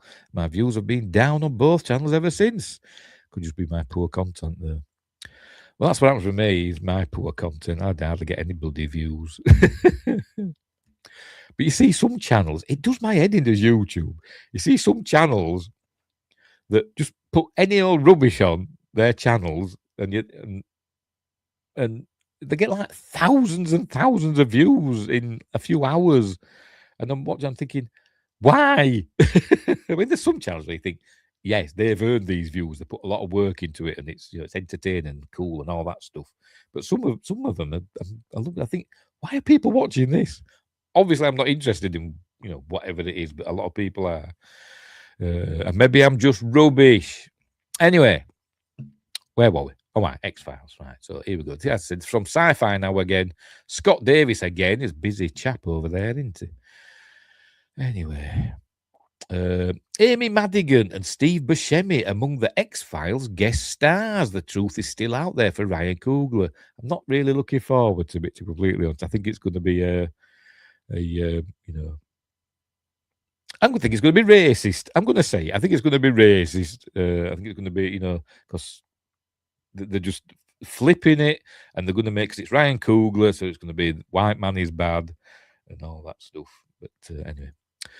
Anyway, there's David Duchovny and Gillian Anderson. That's from the kind of not a reboot, but like they came back, didn't they, for 2 seasons? That's from that when they're a bit older. They were okay. Right, anyway, we are super excited, is the Sci-Fi Now, chaps, about the new X-Files reboot, not least because it comes from Academy Award-winning writer-director Ryan Coogler, who's been pushing to make a new series of the show for years, and finally it has come to fruition, and it's moving at a pace with a host of actors signing on as guest stars. Deadline is reporting, I should have just got the Deadline, shouldn't I? Never mind. Is reporting that Oscar winner Amy Madigan, Weapons, a film which I thought were overrated. I didn't think it were rubbish, I just thought it were overrated. Weapons annoyed me because it didn't do... My expectations were subverted, so it annoyed me. But I did actually kind of like the film. But I got not points off because it didn't do what I wanted it to do. But anyway, I'm going to give it a chance. Yes, I'll give it a chance. But I've got a feeling it's going to be just Ryan Coogler going on the race baiting, people. But anyway. Amy Madigan, Weapons, Steve Buscemi, The Big Lebowski, and a million other things. And Ben Foster, Hell or High Water. Is Ben Foster him that played Angel in X-Men 3? That's Ben Foster, isn't it? And he's been in loads of stuff as well. I've signed on to guest star in the pilot, as well as, how do you pronounce that? Devery, I don't know, Jacobs. Lachlan Munro, Tantu Cardinal, Joel Demont Grand, and Sophia Grace Clifton. Weapons was good, said Justin, but yes, thought it was going to be different. Yes, I was expecting it to be like kids that are being changed by like the government or some secret, some top secret experiment thing going on. But it did turn out not to be that, didn't it? So I thought it could have been better, but it was still good in and of itself. Anyway, I'll not be buying it on Blu-ray anyway. The group joined the already cast leads of Danielle Deadwyler, Till, and Himesh Patel, The Odyssey, who's it going to be in that, as the new duo at the heart of the show, who play 2 highly decorated but vastly different FBI agents. I'm interested to see how they set it up. But anyway, they form an unlikely bond when they are assigned to a long-shuttered division devoted to cases involving unexplained phenomena. On the show, Coogler previously said, like my relationship with Rocky, with my dad, The X-Files is one of those things with my mom. My mom means the world to me. She's actually here tonight. So this is a big one for me. I want to do right by her and the fans. My mum has read some of the stuff I wrote for it. She's fired up. I hope it's better than bloody... I forgot his name now. Jordan Peele's Twilight Zone. Coogler is writing and directing the pilot for 20th Century Television. Put the Fox. Get the Fox back in. and Onyx Collective Studios, with series creator Chris Carter as an executive producer. I imagine he'll just be accepting the checks and not having any artistic input. Jennifer Yale is the showrunner and also executive producer. There have been rumours that Coogler has spoken to the original X-Files star Gillian Anderson about the series, that she may appear in some capacity, but still unconfirmed. And I think David Duchovny said he's not been contacted, and I don't know why. Winger says, I've liked his first two movies, but did not like The Twilight Zone. I'm not a fan of Jordan Peele. Nope, I didn't mind. I didn't like Get Out. Us did my head in. I hated that film. And that's the Twilight Zone series. I started watching an episode and I couldn't get into it. So, what else has he done? Can't remember. But yeah, I didn't like Get Out, and Us got on my nerves. But Nope were okay. But it felt like a Twilight Zone episode, just stretched out to like 2 hours, however long it went on for. But it was still okay. Anyway, where were we? So there we go. So yeah, so it's Steve Buscemi and Amy Madigan among X-Files guest stars. Who they're going to be playing? Don't know. They're going to be baddies, or they're going to be, other FBI agents, or if they're guest stars. Oh, the guest star in the pilot. I think they've just it hasn't gone to series, has it? I think they've been authorised to do a pilot, but we're not getting a series, are we? So I hope it's a feature-length pilot. That'd be cool. But anyway. Rough crowd tonight, says Justin. You guys sound like me. Are we all angry berries tonight? Winger says, I'm still unclear. Is this the same universe, just further in time? I think we'll see. Well, I think it is. I think it's going to be in the same universe, but set now. And if they're not in it, Mulder and Scully, I think they'll at least get a mention. We might see a photo of them in a file or something. Will we know what's happened to them? I think they've got to have at least one of them in it, haven't they? Oh, excuse me. Why aren't Mulder and Scully on the X-Files? I mean, it kind of ended on a cliffhanger, didn't it? That, the new, season 10 or whatever. I can't remember what it was. It kind of ended, I think it ended on a cliff because there was like an alien invasion about to happen or something. Something was happening, wasn't it? Was it an entirely reimagined world? I don't know. Like I said, I think it's going to be a continuation. Myself, but with all new characters, but maybe one of the original stars will pop up. It'd be nice to see Mitch Pileggi, wouldn't it, as Skinner? Nice to see him again as well. But I don't know. We'll see, won't we? We'll see. They pick up after the original series ending, I hear. Hopefully they'll give some explanations about what were happening. Because something happened, didn't it, with their son, William? Something happened with him, didn't it? I can't really remember. It's been a while since I've seen it now. And then it were all kicking off with like aliens coming. Loads of people got abducted or something, didn't they? I'm sure they did. Something happened. Anyway, maybe they will do the new hip thing where they only count some of it, like season 1 to 6 are canon to this world, but nothing after. Maybe so. Or maybe only the even-numbered seasons are canon, or odd-numbered, or whatever. Oh dear. Yeah, like they did with the like they did with the Halloween movies. They did like a bunch of Halloween movies up to like, I don't know, 6. I think it was up to Halloween 6, and then they did Halloween H20, which I keep calling Halloween H2O. Don't know what water's got to do with it, but Halloween H20. And that ignored all the previous films apart from the first 2, and then they did then they rebooted it again, sort of, and then the Halloween in 2018, where they ignored everything except for the first film. But anyway, so go to Hack the Movies, and I'll keep plugging Hack the Movies. Go there, and they do loads of videos about what is the best Halloween section. Anyway. Just said the original series ending was very X-Files. Don't bash Halloween. I'm not bashing Halloween. I'm just saying that what they did. They kept they start like a new continuation, ignoring previous films, didn't they? Like the Thorn, like the Thorn trilogy. Wanted the Thorn cult. Anyway, ha ha ha. He says, Halloween's ace. I love Halloween. I forgot what I was saying now. Oh, yes, X-Files, yes. So, which is Amy Madigan. I can't remember who Amy Madigan is. Can't remember. I'm going to open this in a new link so you can see a picture of her. Her, yes, her that played the baddie in Weapons. Right, fair enough. She'd be a baddie in this. This looks because she looks like a baddie, doesn't she? So we all know what Steve Buscemi looks like. Steve Buscemi looks like something from an X-File. Looks like a monster of the week, doesn't he?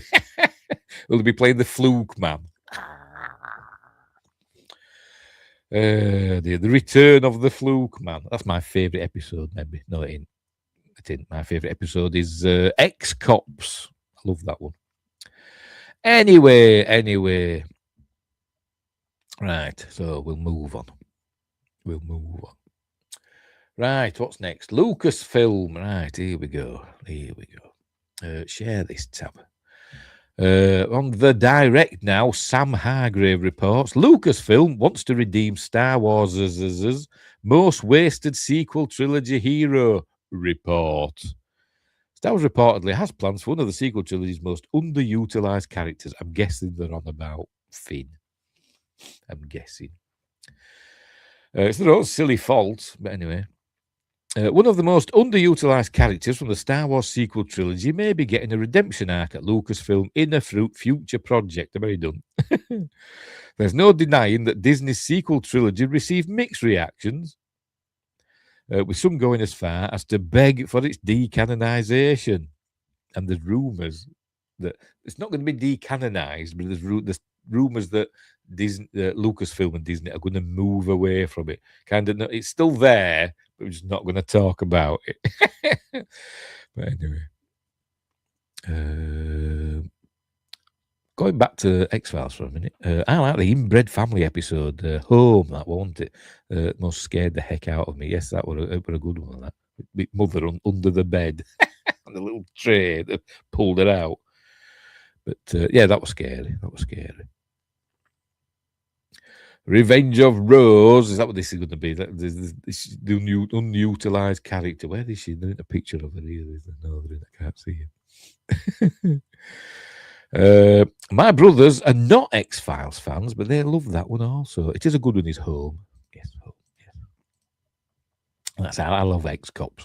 I love that episode because it's kind of it's like the series Cops, but it's got a found footage kind of feel to it, hasn't it? Camera crews following Mulder and Scully about. I love that episode. I love it.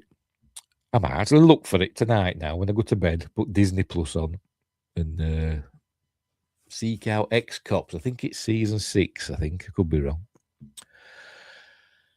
Where were we? Oh, yes. One of the most underutilized characters from the Star Wars sequel trilogy. I read all that, didn't I? Decanonization we got up to, didn't we? Yes, because I was saying there's rumours that Disney might move away from the sequel trilogy. I don't think they will. I don't think they'll not decanonize it, but like I said, they might just not mention it as often. But we'll see what with this Mandalorian and Grogu and whatever's coming out, like this Ahsoka season 2. They've all had mentions of what is to come in the sequel trilogy, haven't they? You know, that Project Necromancer, or whatever the bloody hell it were called, and the dawn of the First Order, even though they didn't call it that. But you could see that's what they were building up to. So we'll see how, what happens with future Star Wars stuff. Will do all roads still lead to the sequel trilogy? Anyway, Lucasfilm attempted to launch the new era with a fresh trio to replace Luke Skywalker, Han Solo, and Leia Organa. Daisy Ridley's Rey, who were just too, OP, wasn't she? Too overpowered to begin with. John Boyega's Finn, who were a good character, an interesting character, and I enjoyed him. And it was supposed to be. J.J. Abrams just made a mess of him. starting off with The Force Awakens, it was supposed to be, in all the supplemental material that came out, there were like comic books and other books that came out. Finn was supposed to, even though he wasn't called Finn, I can't remember what his number was, but it was supposed to be this like a squad leader and stuff of these First Order stormtroopers and top of his class and all that stuff. It was supposed to be amazing. And then in Force Awakens, he were on sanitation duty. For Christ's sake. And Oscar Isaac's Poe Dameron, who died in the original screenplay, but they decided not to kill him. You know, when the TIE fighter crashed, he was supposed to die there, but they decided not to. And somehow he escaped. Somehow Poe Dameron survived. Anyway, many fans once speculated that Boyega's Finn was being teed up as the sequel trilogy's main Jedi character. I never thought that, to be honest. Never thought he was going to have Jedi powers, but I thought he were going to. The sensible thing for me would he would have become a symbol of resistance against the First Order for the other First Order stormtroopers, and they were going to lead a rebellion of First Order stormtroopers. But that never happened either, did it? Although they did kind of mention it in Rise of Palpatine, didn't they? Where they came across, they were like a love interest for him, weren't they? And they were former stormtroopers, weren't they? Anyway, would have been nice to not even have Jedi, but they'll never do that. No, you've got to have at least one lightsaber per film. Anyway, where were we? Made Jedi character, especially after he was highlighted with a blue lightsaber, which were Luke's. Well, it were Anakin's, wasn't it? On the Force Awakens poster and in its trailers, abandoning his stormtrooper past with the First Order to join the Resistance, Finn appeared set for one of the sequel trilogy's most unique and interesting arcs. But he was mostly pushed aside as the focus landed on Rey, later Rey Skywalker. We started. My son loves them. That's the annoying thing. My son loves the sequel trilogy. I catch him watching them occasionally. And he goes, I know you don't like him. But he does. Why can't you beat your kids? He's not even a kid. He's a grown man. But anyway. So I should be able to beat him, shouldn't I? Because he's a grown man. It wouldn't be child abuse. According to a scoop from insider Daniel Richtman, John Boyega has held talks with Lucasfilm about reprising his role as Finn in a future Star Wars project. The studio currently has multiple movies in the works set after the sequel trilogy, leaving ample opportunity to continue his tale on the big screen. I don't think any of them's going to happen, apart from the ones, pardon me, that are actually in production. I.e. Mandalorian, Grogu, and Starfighter. All the others are up in the air, in my opinion. Many years back, Boyega was open about his own frustrations with Finn's treatment in the sequel trilogy, particularly in how he was marketed to be, much more important to the franchise. Yes. Only to be pushed to the side. Those comments all the way back in 2020, under a year after the rise of Skywalker, Palpatine, whatever, had most convinced that Finn was doomed to never return again. Fortunately, the actor changed his tune on Star Wars in more recent years, admitting that he's open to all opportunities under the right circumstances. Yeah, and then he started opening his gob, didn't he? But if you don't like him, you're racist. Stupid boy. Previously, Boyega was rumoured to be returning for the Rey-led New Jedi Order movie that was being directed by Oscar winner Charmaine Obaid-Chinoy, which probably isn't happening now, thankfully. However, updates on that project have been virtually non-existent in the last year or so, sparking fears that it has joined the ever-growing scrap heap of cancelled flicks. For the most part, Lucasfilm's focus since the sequel trilogy has ended has been on the Mandoverse and the earlier years between Return of the Jedi and The Force Awakens. But now, Star Wars is seemingly moving on from the Mandoverse, and Finn's return could be part of a larger pivot to the post-sequel trilogy era. As I say, we'll see what happens, won't we? When we get a trailer for Star Wars Starfighter, which is supposed to be set after Rise of Palpatine, isn't it? We'll see if we get any clues as to who's going to be in it. Because there were rumours that an older Rey were going to be in it, weren't there? But I think that's been quashed, hasn't it, that rumour, I think. Anyway. Lucasfilm is reportedly bringing back Rey for a major role in a new trilogy written by Simon Kinberg, although the focus is believed to be on new leads. If these reported talks with John Boyega prove fruitful, he may be next in line to return for this new trilogy and give his wasted hero, wasted hero, that's a good name for the song, isn't it? A new lease of life. Write it down quick. Wasted hero. Throughout the sequel trilogy, there were clear clues that Finn, to some degree, was force sensitive. I think we were going to say it, wasn't it, in Rise of Palpatine? They were going to say something to Rey and kind of kept getting interrupted. Anyway, not to mention he handled himself well with the lightsaber. No, he didn't. He was bloody rubbish with it. It was rubbish. Even when facing the far more experienced Kylo Ren, he got his ass handed to him and got his spine cut out, didn't he? With some training under Rey, Finn may have the potential to become part of the next generation of Jedi as well. She says, I just couldn't get into the new trilogy. It had moments, but overall disliked it. I liked Force Awakens. I thought it was really good, even though bits of it annoyed the hell out of me. Because J.J. Abrams does my head in. But I think he's a competent filmmaker, just not a good writer. He should just make things other people have written. But I did enjoy it for the most part because it set up loads of interesting conundrums. You know, who is Rey? What will happen with Finn and all that stuff?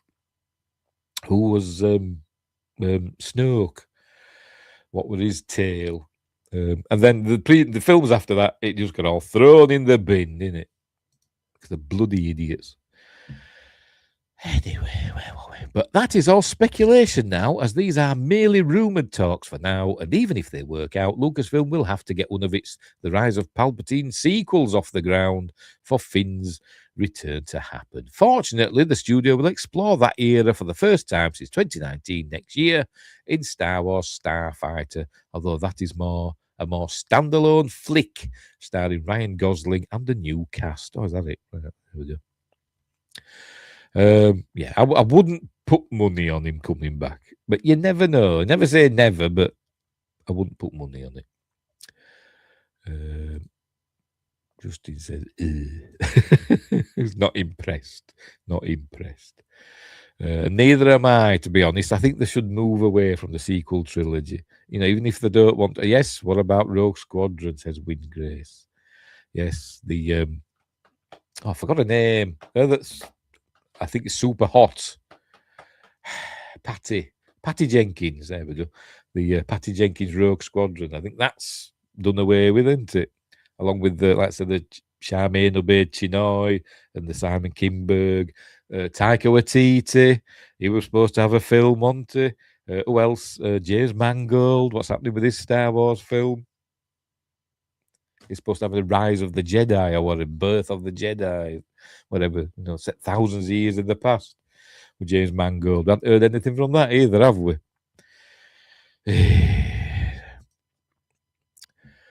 But anyway, we'll move on. We're getting there, right?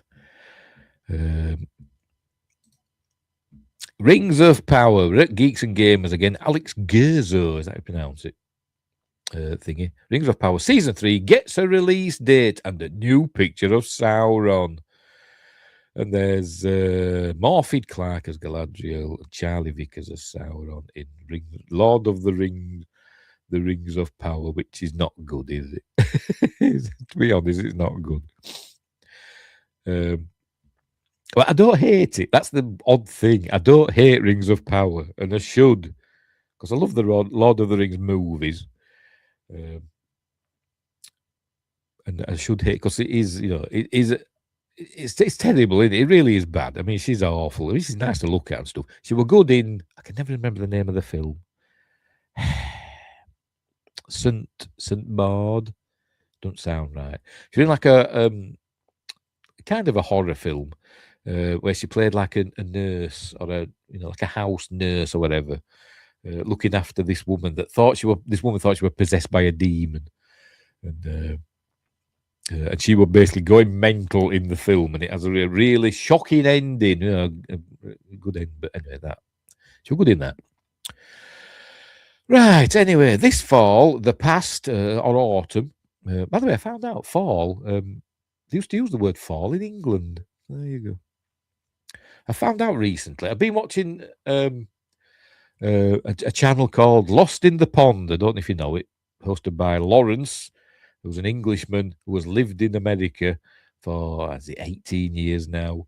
And he does lots of videos about the differences or similarities between America and Britain. So I've been watching those. And sometimes he does American words that originated in England and have stopped being used in England, but you've kept them over in America, such as fall and stuff like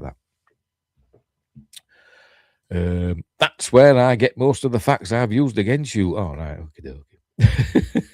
It's a good channel. He's good, is Lawrence. And he deserves all his millions of views and all that stuff that he gets. And if you haven't subscribed, do it now. He's got a great voice, hasn't he? Yes, Justin knows him as well. Anyway, where were we? This fall, the past comes back to haunt Middle-earth and some Lord of the Rings fans. Yes. Season 3 of Amazon's fantasy series, The Lord of the Rings of Power, a prequel to the Lord of the Rings movies and books, has been playing coy with its release date, but it's now been announced that The Rings of Power Season 3 will premiere on Amazon Prime Video on November 11th, so 11/11. So it don't confuse, British people or people outside America, because Americans use their dates the wrong way around. So they thought 11/11, everybody knows. Amazon released a new image. Amazon released a new image of Sauron to accompany the news, depicting him with his famous crown. And there it is. Look, his famous crown. Although he's not totally encased in his armor like he's at the beginning of Fellowship of the Ring. The Rings of Power is based on J.R.R. Tolkien's appendices, which tell the history of Middle-earth before the events of The Hobbit and The Lord of the Rings in an era called the Second Age. Although many fans dislike the liberties the show takes with Tolkien's work, as it's just making it up. I mean, they created Mount Doom. It was like, it was this dormant volcano or whatever, and they just burst a dam that somehow made it erupt. I don't know. Stupid. And turned the Southlands into Mordor because they changed the font. The series takes place after the defeat of Morgoth, a powerful Dark Lord who sought to rule Middle-earth, and chronicles the rise of his successor Sauron, the villain of the Lord of the Rings, as well as the creation of the Rings of Power and the last alliance between the elves and men. And there's, I forgot what it's called now. Never mind. Yes, the elf, the diverse elf. A lot of diverse. Middle-earth was diverse in the Second Age, but not in the Third Age. Anyway. The Rings of Power Season 3 follows a decline in viewership for the series in Season 2, which followed an inaugural season that saw some middling numbers as well. I think Season 1, it lost over half its viewership, didn't it? From the beginning of the season to the end, it lost over half its viewership, which means if it were on Netflix, it had been cancelled. But thankfully it wasn't, or whatever. Thankfully for it wasn't. While Amazon touts it as a success, and it certainly came out of the gate strong, the first season of The Rings of Power also had a dismal 37% domestic completion rate. Oh, there we go. Meaning only 37% of US viewers who tuned into the series premiere bothered to finish watching the season. So it's even worse than less than half, isn't it? Indicating that most people didn't like it.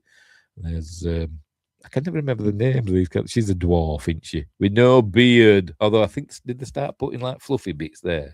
So she had like mutton chops. You could just make them out there. She's a princess, isn't she? I can't remember. It begins with D, doesn't it? I can't remember.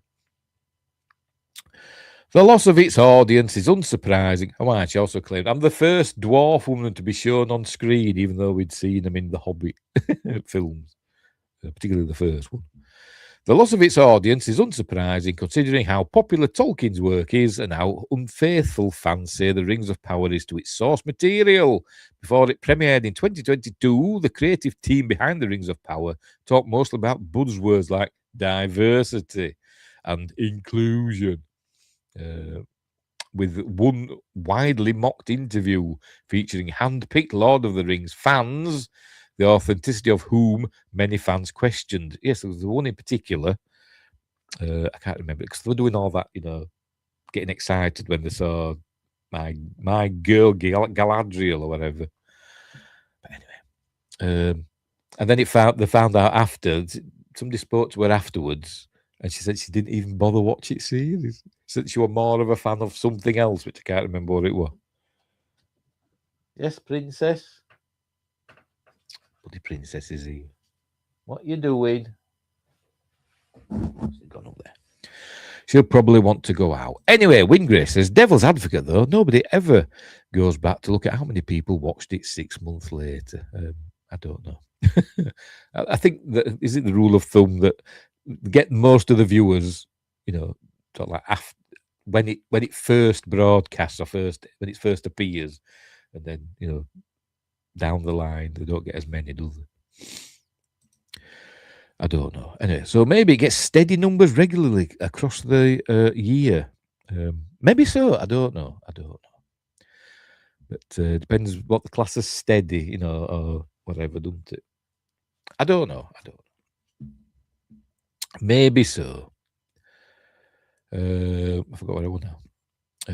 Again, focusing on the same topic, something that appears to have borne out in the show. And that famous, because they took them all to this castle, didn't they? These, what they call them, super fans, they called them, didn't they? They took them back to a castle, didn't they, to be interviewed and all that stuff.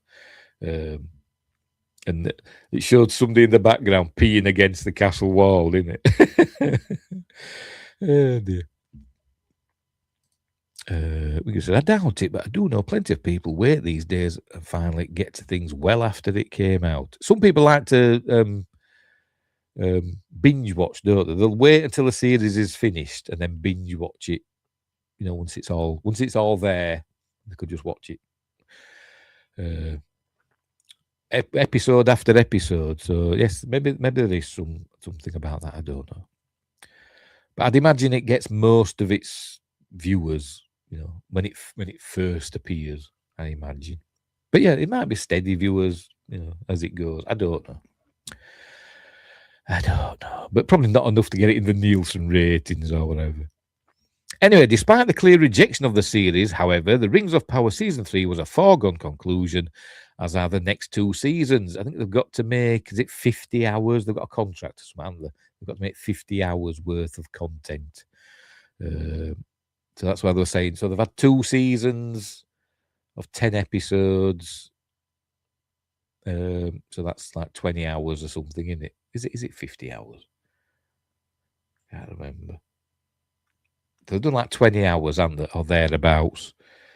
And some people were saying they could do like a season 3 and do each episode feature length or something like that. I don't know. Just to get the 50 hours. I can't remember how many episodes there were. Anyway, as of the next 2 seasons, not only because Amazon says the show is a big hit for its streaming service, but because the streamer committed to making 5 seasons. There we go.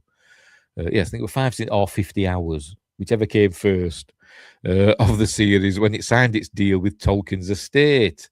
The contract also stipulates that Amazon must pay the Tolkien estate $20 million per season if it cancels The Rings of Power before fulfilling the 5-season commitment, according to The Ankler. That appears to be enough incentive for Amazon to keep the Rings of Power chugging along. But $20 million is nothing, is it, to Amazon? It's sod all. They could say, oh, we can't be bothered doing it anymore. It's not worth it. But that means we've got to pay the Tolkien estate. If they cancelled it after season 3, so they'd have 2 more seasons, they just have to pay 40 million, which is like a couple of episodes worth, isn't it? So they could do that. No, it's 20 million to a company like Amazon. Anyway.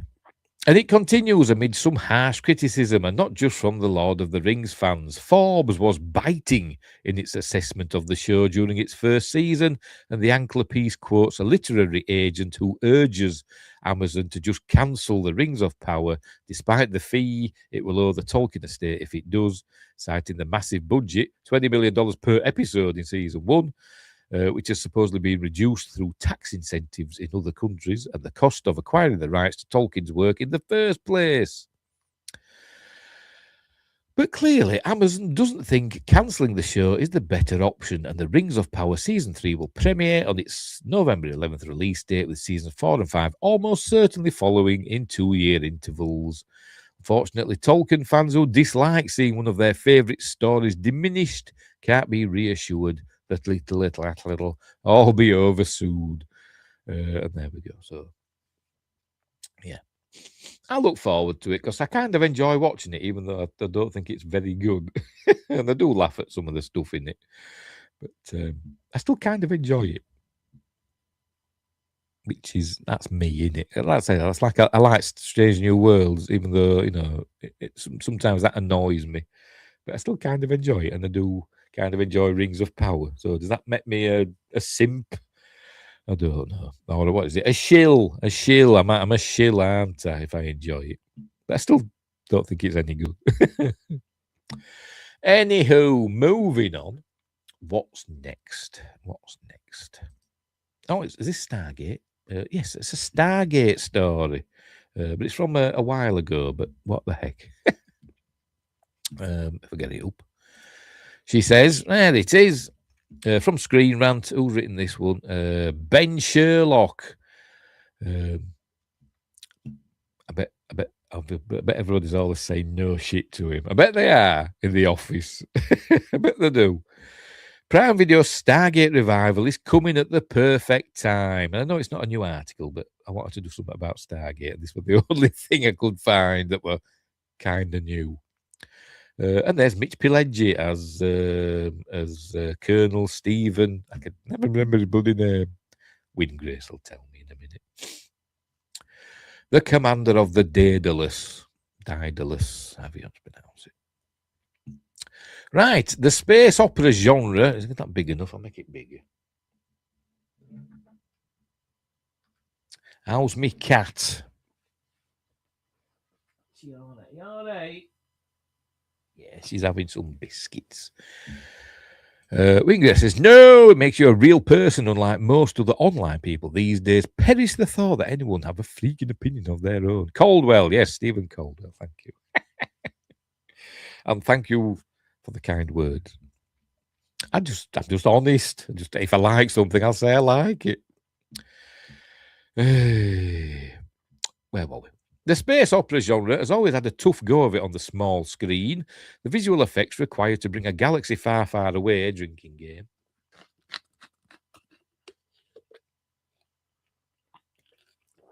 to life are prohibitively expensive. So when the network, and I thought the visual effects in particularly Stargate Atlantis, were amazing. I think they were even better than what we got in SG-1.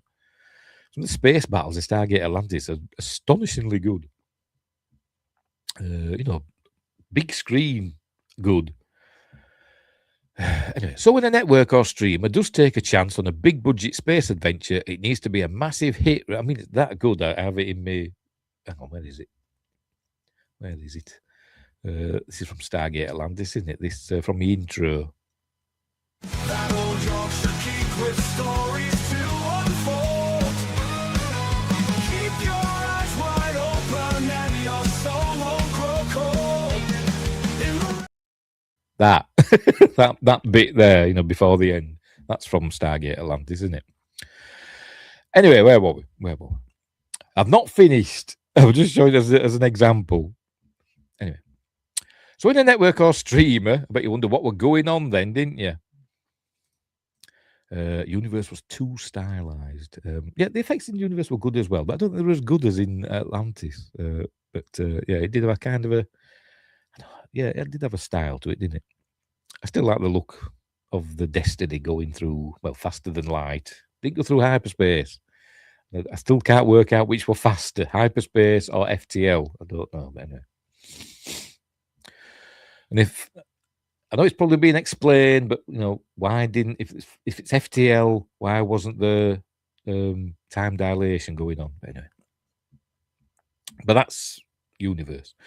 So when a network or streamer does take a chance on a big budget space adventure, it needs to be a massive hit right off the bat to justify those costs. A few shows like The Expanse, well, me and Battlestar Galactica have managed to sneak through. But for the most part, a TV show set in space needs to be attached to a familiar franchise in order to earn the studio's faith.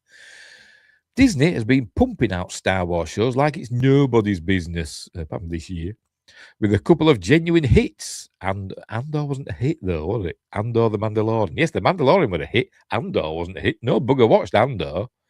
It was critically acclaimed, but it wasn't a hit. A couple of hidden gems, Skeleton Crew being the most underappreciated. The Skeleton Crew were okay.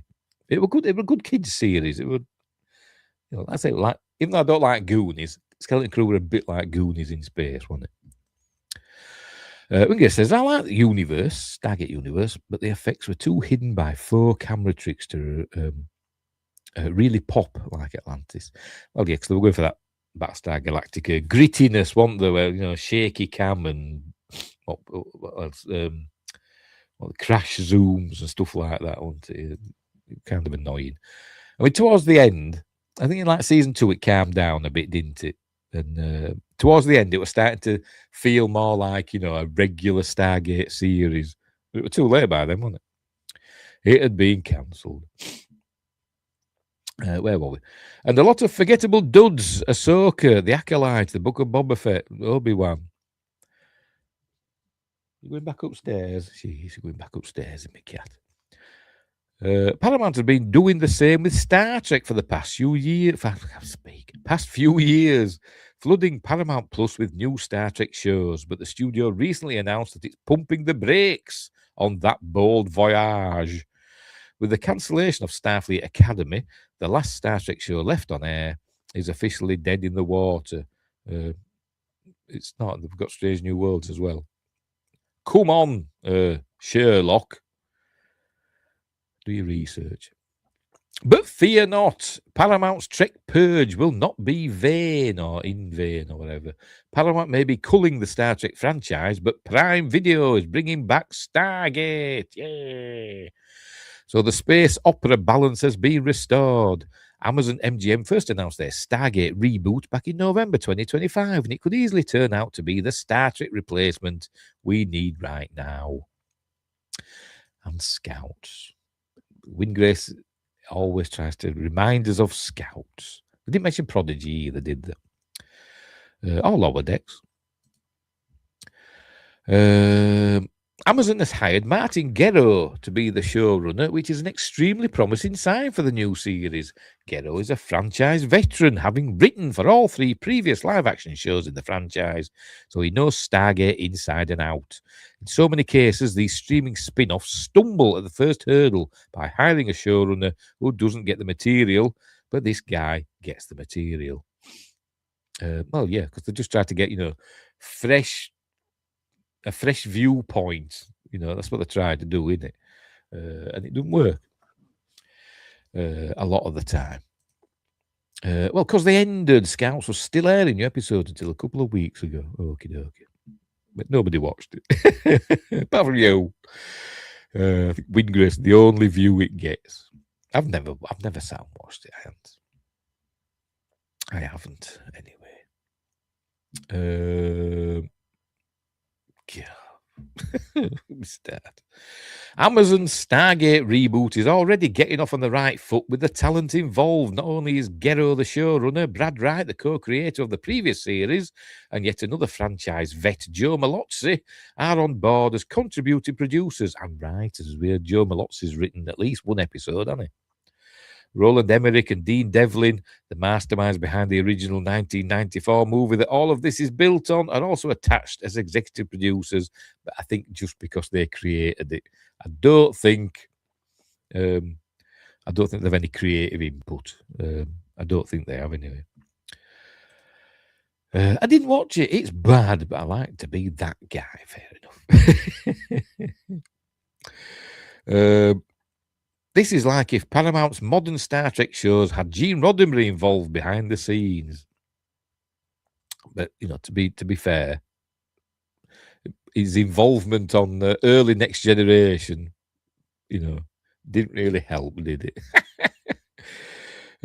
I think he had. Did he have like many arguments with Rick Berman and that about stuff, saying no, this wouldn't do this and this do and all that stuff. Anyway, the new Stargate show is already in a better position than any of the new Star Trek shows, just from its OG creative team alone. But there are other lessons it can learn from Star Trek's modern era. In recent years, Star Trek has struggled to strike the right balance between satisfying hardcore fans of the franchise excuse me, and being accessible to newcomers and casual viewers. There have been no plot details revealed about the new Stargate show, which is really annoying. I want to know something.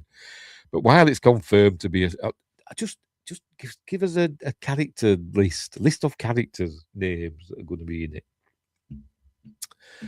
Just something. But while it's confirmed to be a continuation and not a reboot, it's also aiming to be accessible to new viewers. The biggest problem with modern Star Trek is that the creative powers that be don't seem to have much of a cohesive plan. They have a lot of different plates spinning at once, but there's no attempt at consistency or coherence between the characters and storylines. I don't know. I'm not sure I agree with that. I think they have tried, haven't they? But anyway, they're just, you could argue that they haven't done it very well, but I think they have tried. They seem to just be throwing things at the wall and seeing what sticks. And according to Paramount's recent culling, none of it is sticking. Yeah, I wouldn't disagree with that. They want to do what Marvel is doing without any of the forward thinking. I don't think... I forgot his name already. Something Sherlock. What's his first name? I've forgotten. Ben. I think Ben Sherlock isn't a fan of Kurtzman Trek, is he? Anyway.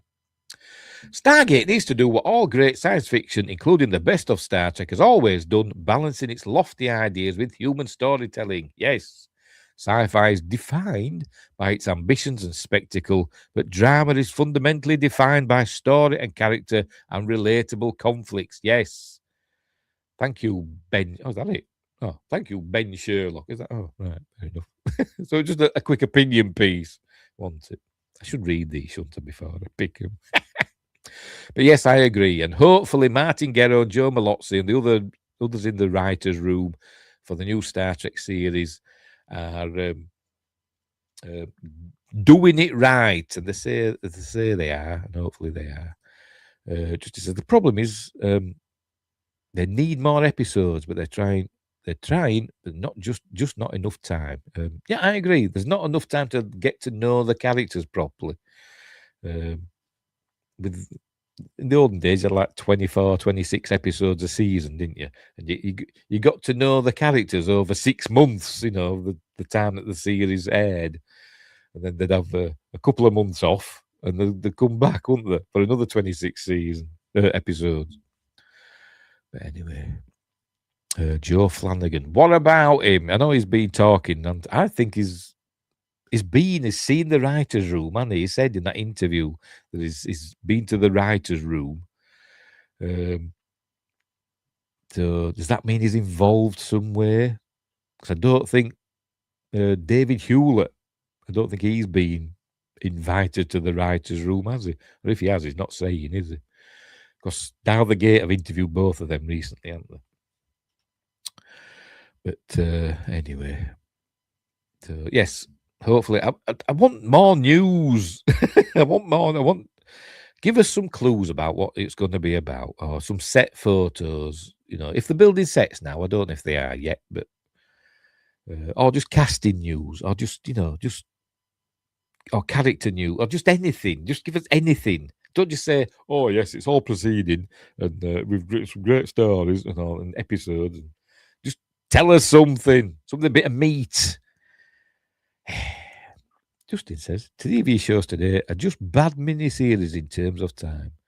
A lot of the time, yes, not proper series, are they? That's how they are miniseries these days. I mean, they're essentially following what used to be the British model. Because a lot of British series were only like 6 episodes. Like series like I'm trying to think now off the top of my head. Like Red Dwarf and like comedy series with like Faulty Towers and stuff. I'd have like 6 episodes in a series season, and it seems that they're moving that way, whether deliberately or not, I don't know. But they should go back. They should go back to longer seasons and not spend like $20 million on an episode. I mean, that Monarch Legacy, was it Legacy of Monsters, whatever it's called? Monarch, which I do enjoy. I enjoy that. I've got a few episodes to watch of that. Season 2's finished now, hasn't it? So I've got that to binge. That was like $15 to $30 million per episode because there's huge creatures in it, a lot of amazing special effects. You don't need to spend that on a TV show. I mean, look at Star Trek Picard season 3. The story is that season 3 of Star Trek Picard were made on a fraction of the budget of seasons 1 and 2 and the other Star Trek series. I've heard it said somewhere that it were about $1 million an episode. I think that's a bit low, but that's what I've heard. That the whole season cost the same as an episode of, say, Star Trek Discovery. I don't know if that's true or not, but anyway. Yeah, but Faulty Towers wasn't $500 million for 6 episodes. Exactly. Yes, I know. Yes. But it should have been. Faulty Towers is amazing. Anyway, so let's say I want more news about this new Stargate series, and hopefully it's got off to the right foot with Gero and Malozzi and all them in the writer's room. And I hope it's going to be cool and good and a good continuation, because it's not a reboot, it's a continuation. And hopefully we'll get guest stars and all that stuff.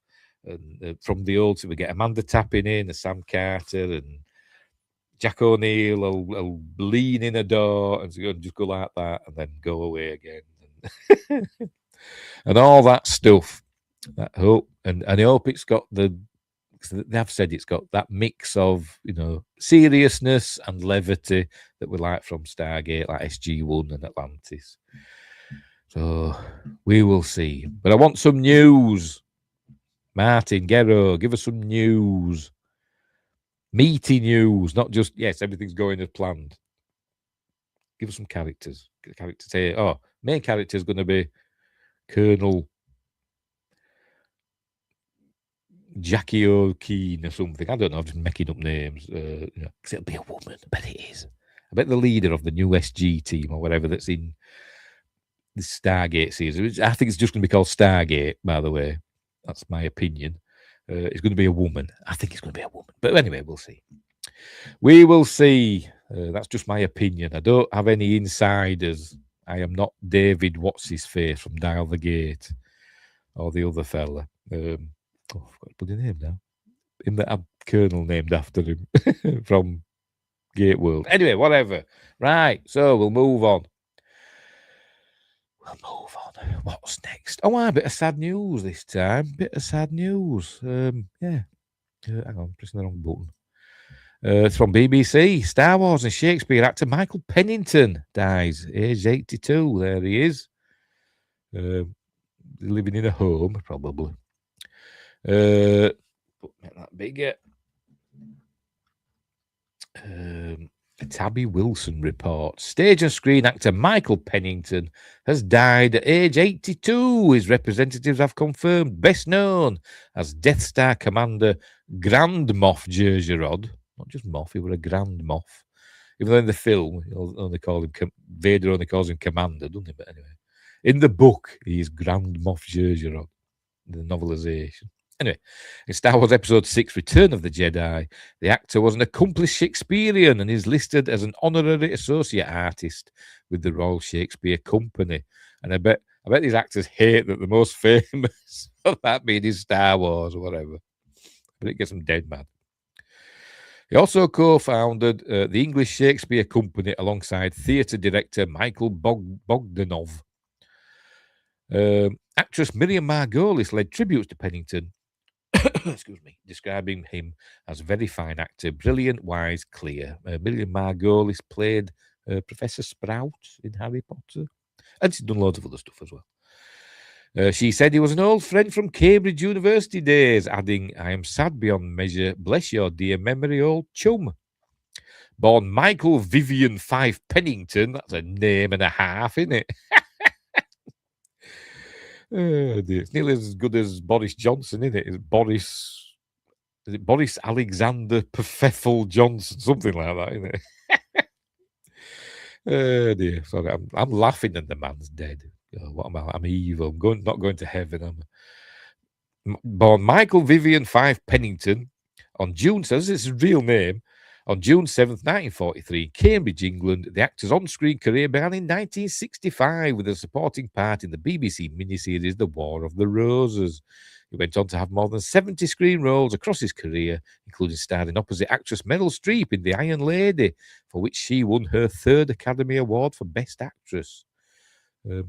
Is that where she played at Margaret Thatcher? I've never seen it. There he is as Grand Moff Jerjerrod, commander of the 2nd Death Star. The English actor was also known for his collaboration with Dame Judi Dench, M, from the Bond films, the Craig and Brosnan Bond films, and her husband Michael Williams, who sadly passed away quite young, I think. And they starred in several stage productions together, including King Lear. In an interview with The Independent in 2015, Pennington said watching Dench play Ophelia in a 1957 Hamlet production in London inspired him to go into the theatre. There's no one quite like Judy. How old was she? 1957?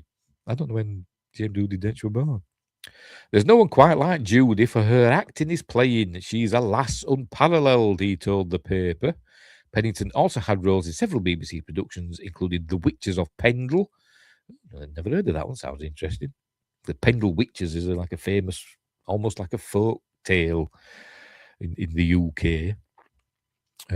Oedipus the King, or the Oedipus, whatever you want to pronounce it, and an adaptation of Middlemarch, his last credited roles in 2022, when he voiced the Trust in 5 episodes of sci-fi series Raised by Wolves. And there you go. That's from January. So there we go. Sad news. 82, Michael Pennington. Grand Moff Jerjerrod. Very sad. But I hope I live to be 82. Always got a microphone. He's doing a talk. Looks like he's protesting something, doesn't it? But anyway, we'll move on. One last story. And finally, a bit of gaming news. Here we are. This is from Vice. I'll have to make that bigger. There we go. Denny Connolly reports Sony hints at PlayStation 6 delay while addressing pricing concerns. Sony CEO Hiroki Totoki addresses global memory shortages. That's because of AI and the situation's impact on the price and timing of the next PlayStation console. It's AI is destroying the world, computing world, essentially. For consoles and home computers, and people wanting to upgrade the memory. Memories cost a fortune now, doesn't it? Because of AI. The industry might say in this article, I don't know.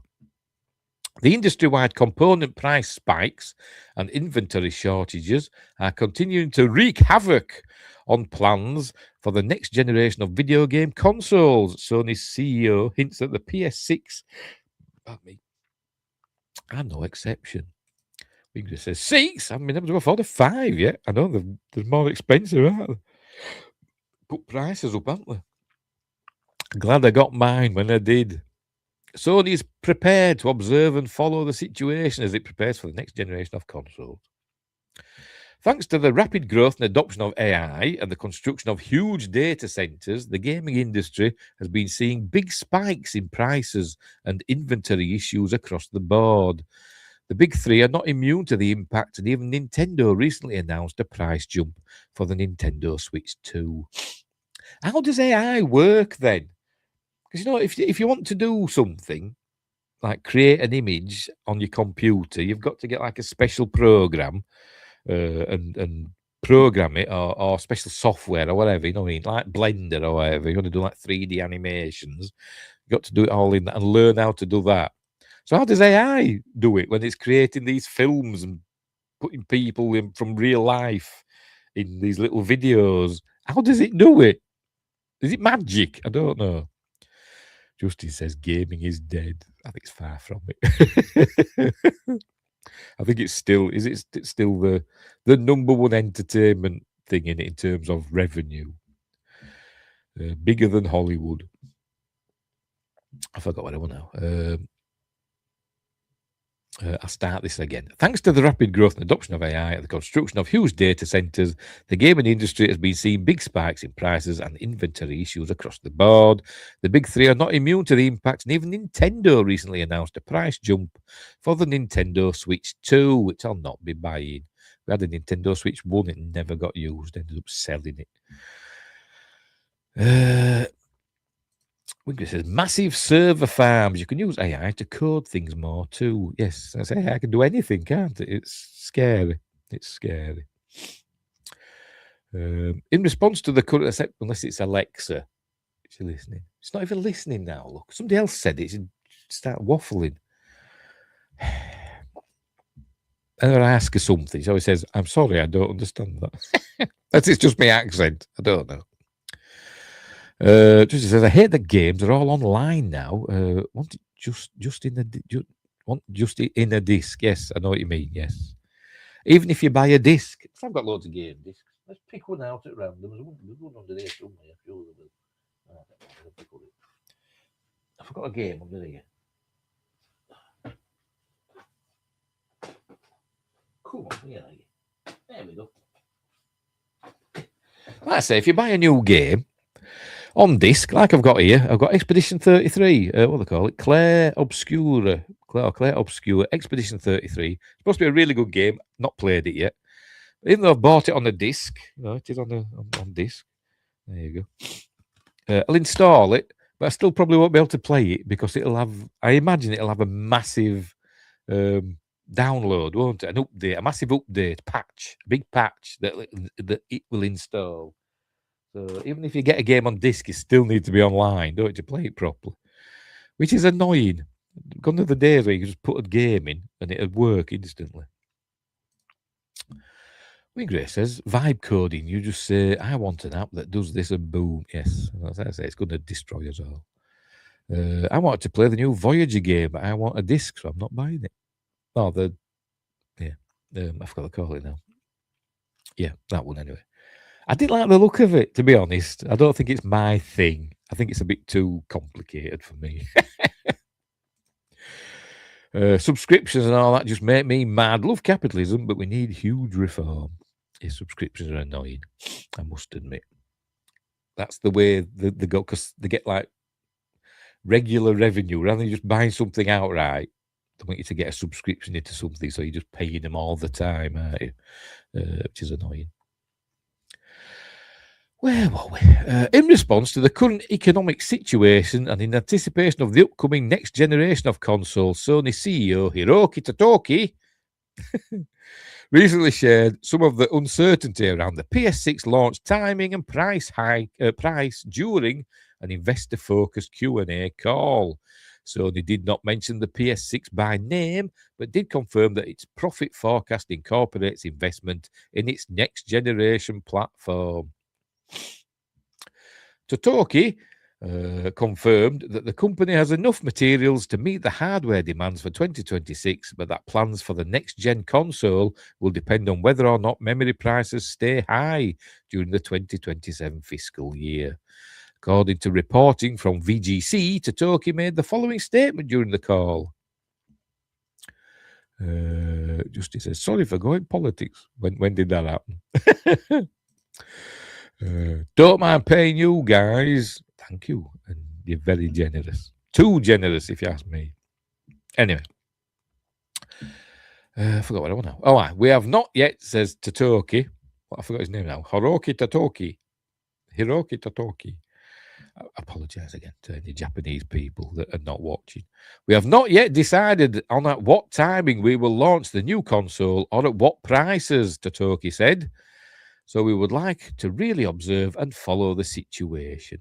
Looking at the current circumstances, the memory price is also expected to be very high in financial year 2027, fiscal year, because there will still be a shortage of supply. So that under that assumption, you must think carefully what we will do. The Batman series was my high watermark. Oh, the games. That we're on about. Arkham Asylum and all them. Is that, Arkham City. Arkham Knight, which I've got, and I've never played it. I've got loads of games that I get like for Christmas and stuff. I treat myself to games for Christmas. Like that. Claire Obscura. I'd never play the buggers. Never play them. Keep forgetting. I've been playing recently. I've actually just installed again Grand Theft Auto 5. So I've been playing that. I get like a 13-year-old game or something like that. And they're doing a remaster. Essentially, it's not a remaster, is it? It's a remake, isn't it, of Assassin's Creed 4 Black Flag. Like a from the ground up remake of that. That's coming out this year, isn't it? So I imagine I'll be getting that. We need to mine some asteroids to get these rare metals. Yes, be like for all mankind. Let's get some iridium. Whatever that's used for. Just said, I wish I could give you guys more. You give too much already, I've told you, mate. Just says, yes, Arkham Origins was my favourite, though. All were good. I think I started Arkham Origins once and never finished it. Not for any reason. I just forgot about it, probably. Arkham City, I got stuck on. I couldn't get past Mr. Freeze or whatever he's called, Victor Freeze. I couldn't get past that bit where you have to fight him. Could not do it. So that's as far as I got in Arkham City. Anyway, just a supply shortage scam. It probably is. It probably is a scam. Somebody's getting rich from it, aren't they? Somebody's stockpiling memory. I bet there is. There'll be some big pile. There'll be a memory chip mountain. Like when I was a kid, back in the when I was a kid and an adult as well. It went through phases. Back in the 70s and 80s, Europe, the European Union or the European Economic Community, as it was called back then, used to have like what were called butter mountains and wine lakes. Not actual ones, but that's what they were called. Basically, stockpiles of butter and wine and other stuff. They had like tin meat and stuff like that. And they didn't know what to do with it. So they'd give it out to like needy families, which were cool. Because I were in a needy family, so every now and again we get some like free butter or not wine, we didn't get any free wine, but we get free butter or like tins of steak and stewing steak and that, in gravy, stuff like that, which were cool. Every now and again a fella would come round from the council handing out stuff. That doesn't happen these days, but we're not in the European Union anymore, so it's not going to happen, is it? Anyway. Wiggles says, I never finished Night because of the Batmobile. I never even started it. I've got it. It's over there somewhere for the PS4. Justice says, the Batmobile was awesome, but so overdone in that. I've heard it was difficult to drive, but I've never started that game. I've got all the Uncharted games as well, to the Uncharted 4, and I've not bothered with them either. I played the first two, back when they originally came out, but I've got the newer versions. So I've got I played the first two when they came out, and I think I started the third one. I got stuck on it and give up. Anyway, where were we? It's exciting to know that the next generation of console is right around the corner. I don't think it's not quite right around the corner, is it? But it definitely sounds like no. Xbox, Microsoft, they're working on their next generation console, aren't they? Whatever the hell they'll call it. They'll make something stupid up. But it definitely sounds like everything surrounding the timing and price is very much impossible to predict or lock in at this point. Gamers will likely still have a while to wait and see if and when the economic situation becomes a bit more stable before prices are announced. Given recent rumours that Sony may be working on a handheld, what does that stand for? Stock keeping unit? I don't know. Whatever, for the PlayStation 6. It will be very interesting to learn what sort of price point the next gen machine or machines comes in at, and if consumers will have the sort of disposable income needed to invest in a new console generation. Everybody wants to go handheld now, don't they? With the success of the Switch, everybody wants to go handheld. You can get that handheld Xbox now, can't you? Which looks massive. But like Sony have done them before, haven't they? There was Sony, I forgot what they call them. PlayStation Vita, PlayStation Portable, PlayStation Vita. What happened to them? Do they still do them? I don't know.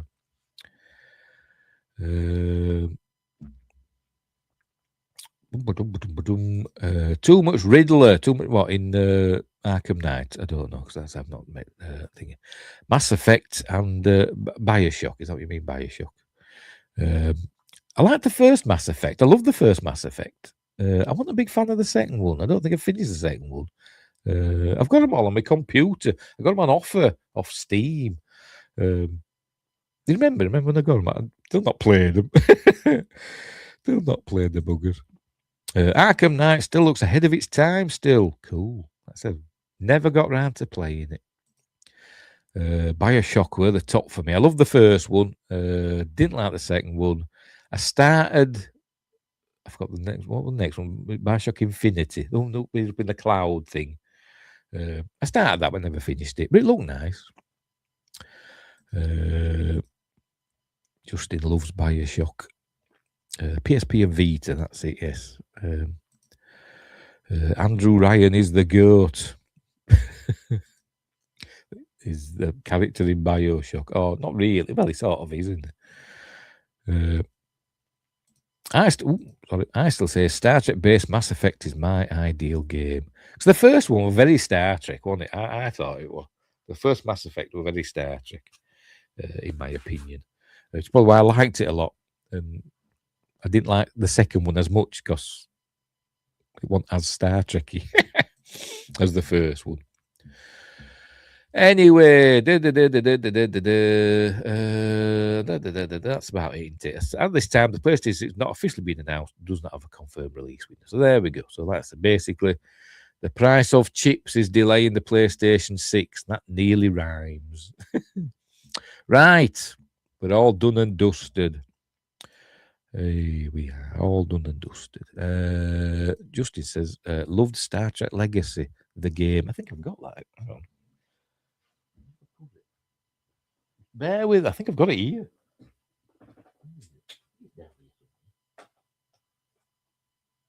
Oh, no, it's not. It's not.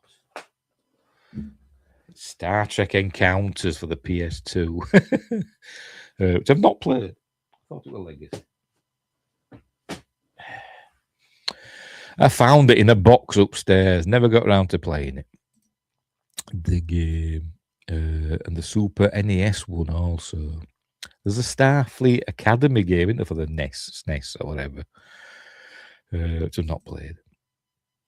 Encounters is good also. As I've never played it. It was in a box upstairs. I was looking for for like a DVD, going through all my boxes, and I found some DVDs that I thought, oh, I'll watch that, and I found that game. I thought, oh, play that. But I haven't got round to it. Winger says Legacy was fun. Elite Force is still the GOAT. Elite Force is amazing, isn't it? I loved Elite Force. Why can't somebody do a remaster of that or a remake of Elite Force? It'd be amazing. Elite Force 2 as well wasn't bad. Right, gonna call it quits there. Let's go check on Rumble, make sure nobody's left anything in the chat on Rumble. Have the heck. Have they? Never do. Right. So we'll leave it there. Will I bother putting timestamps in the description? Probably not, because anybody watches them. Right, so we'll leave it there. I'm going to go and sort some supper out for my lad, even though he doesn't like that word. I don't know why. Don't use that word. What do you want for your supper? Well, don't use that word. Why?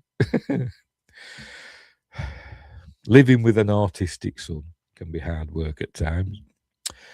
Anyway, right. Oh, crikey. And Justin's gifted a membership. Who's got this membership then? Let's have a look.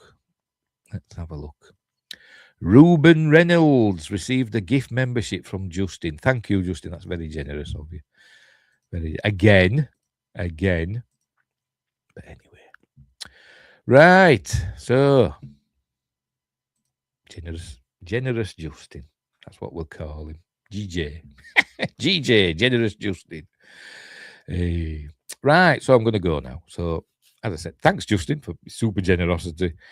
Thanks, Wingrace, for being super generous as well, because Wingrace is a member as well, and as is Justin of the channel. God knows why, but he is. And Wingrace is a member over at Patreon, so go and check that out. Yes, Generous Berry. GJGB. Right, so I'm going to go now. So thanks for watching, wherever you are. Look after each other. And until next time, I'll say there.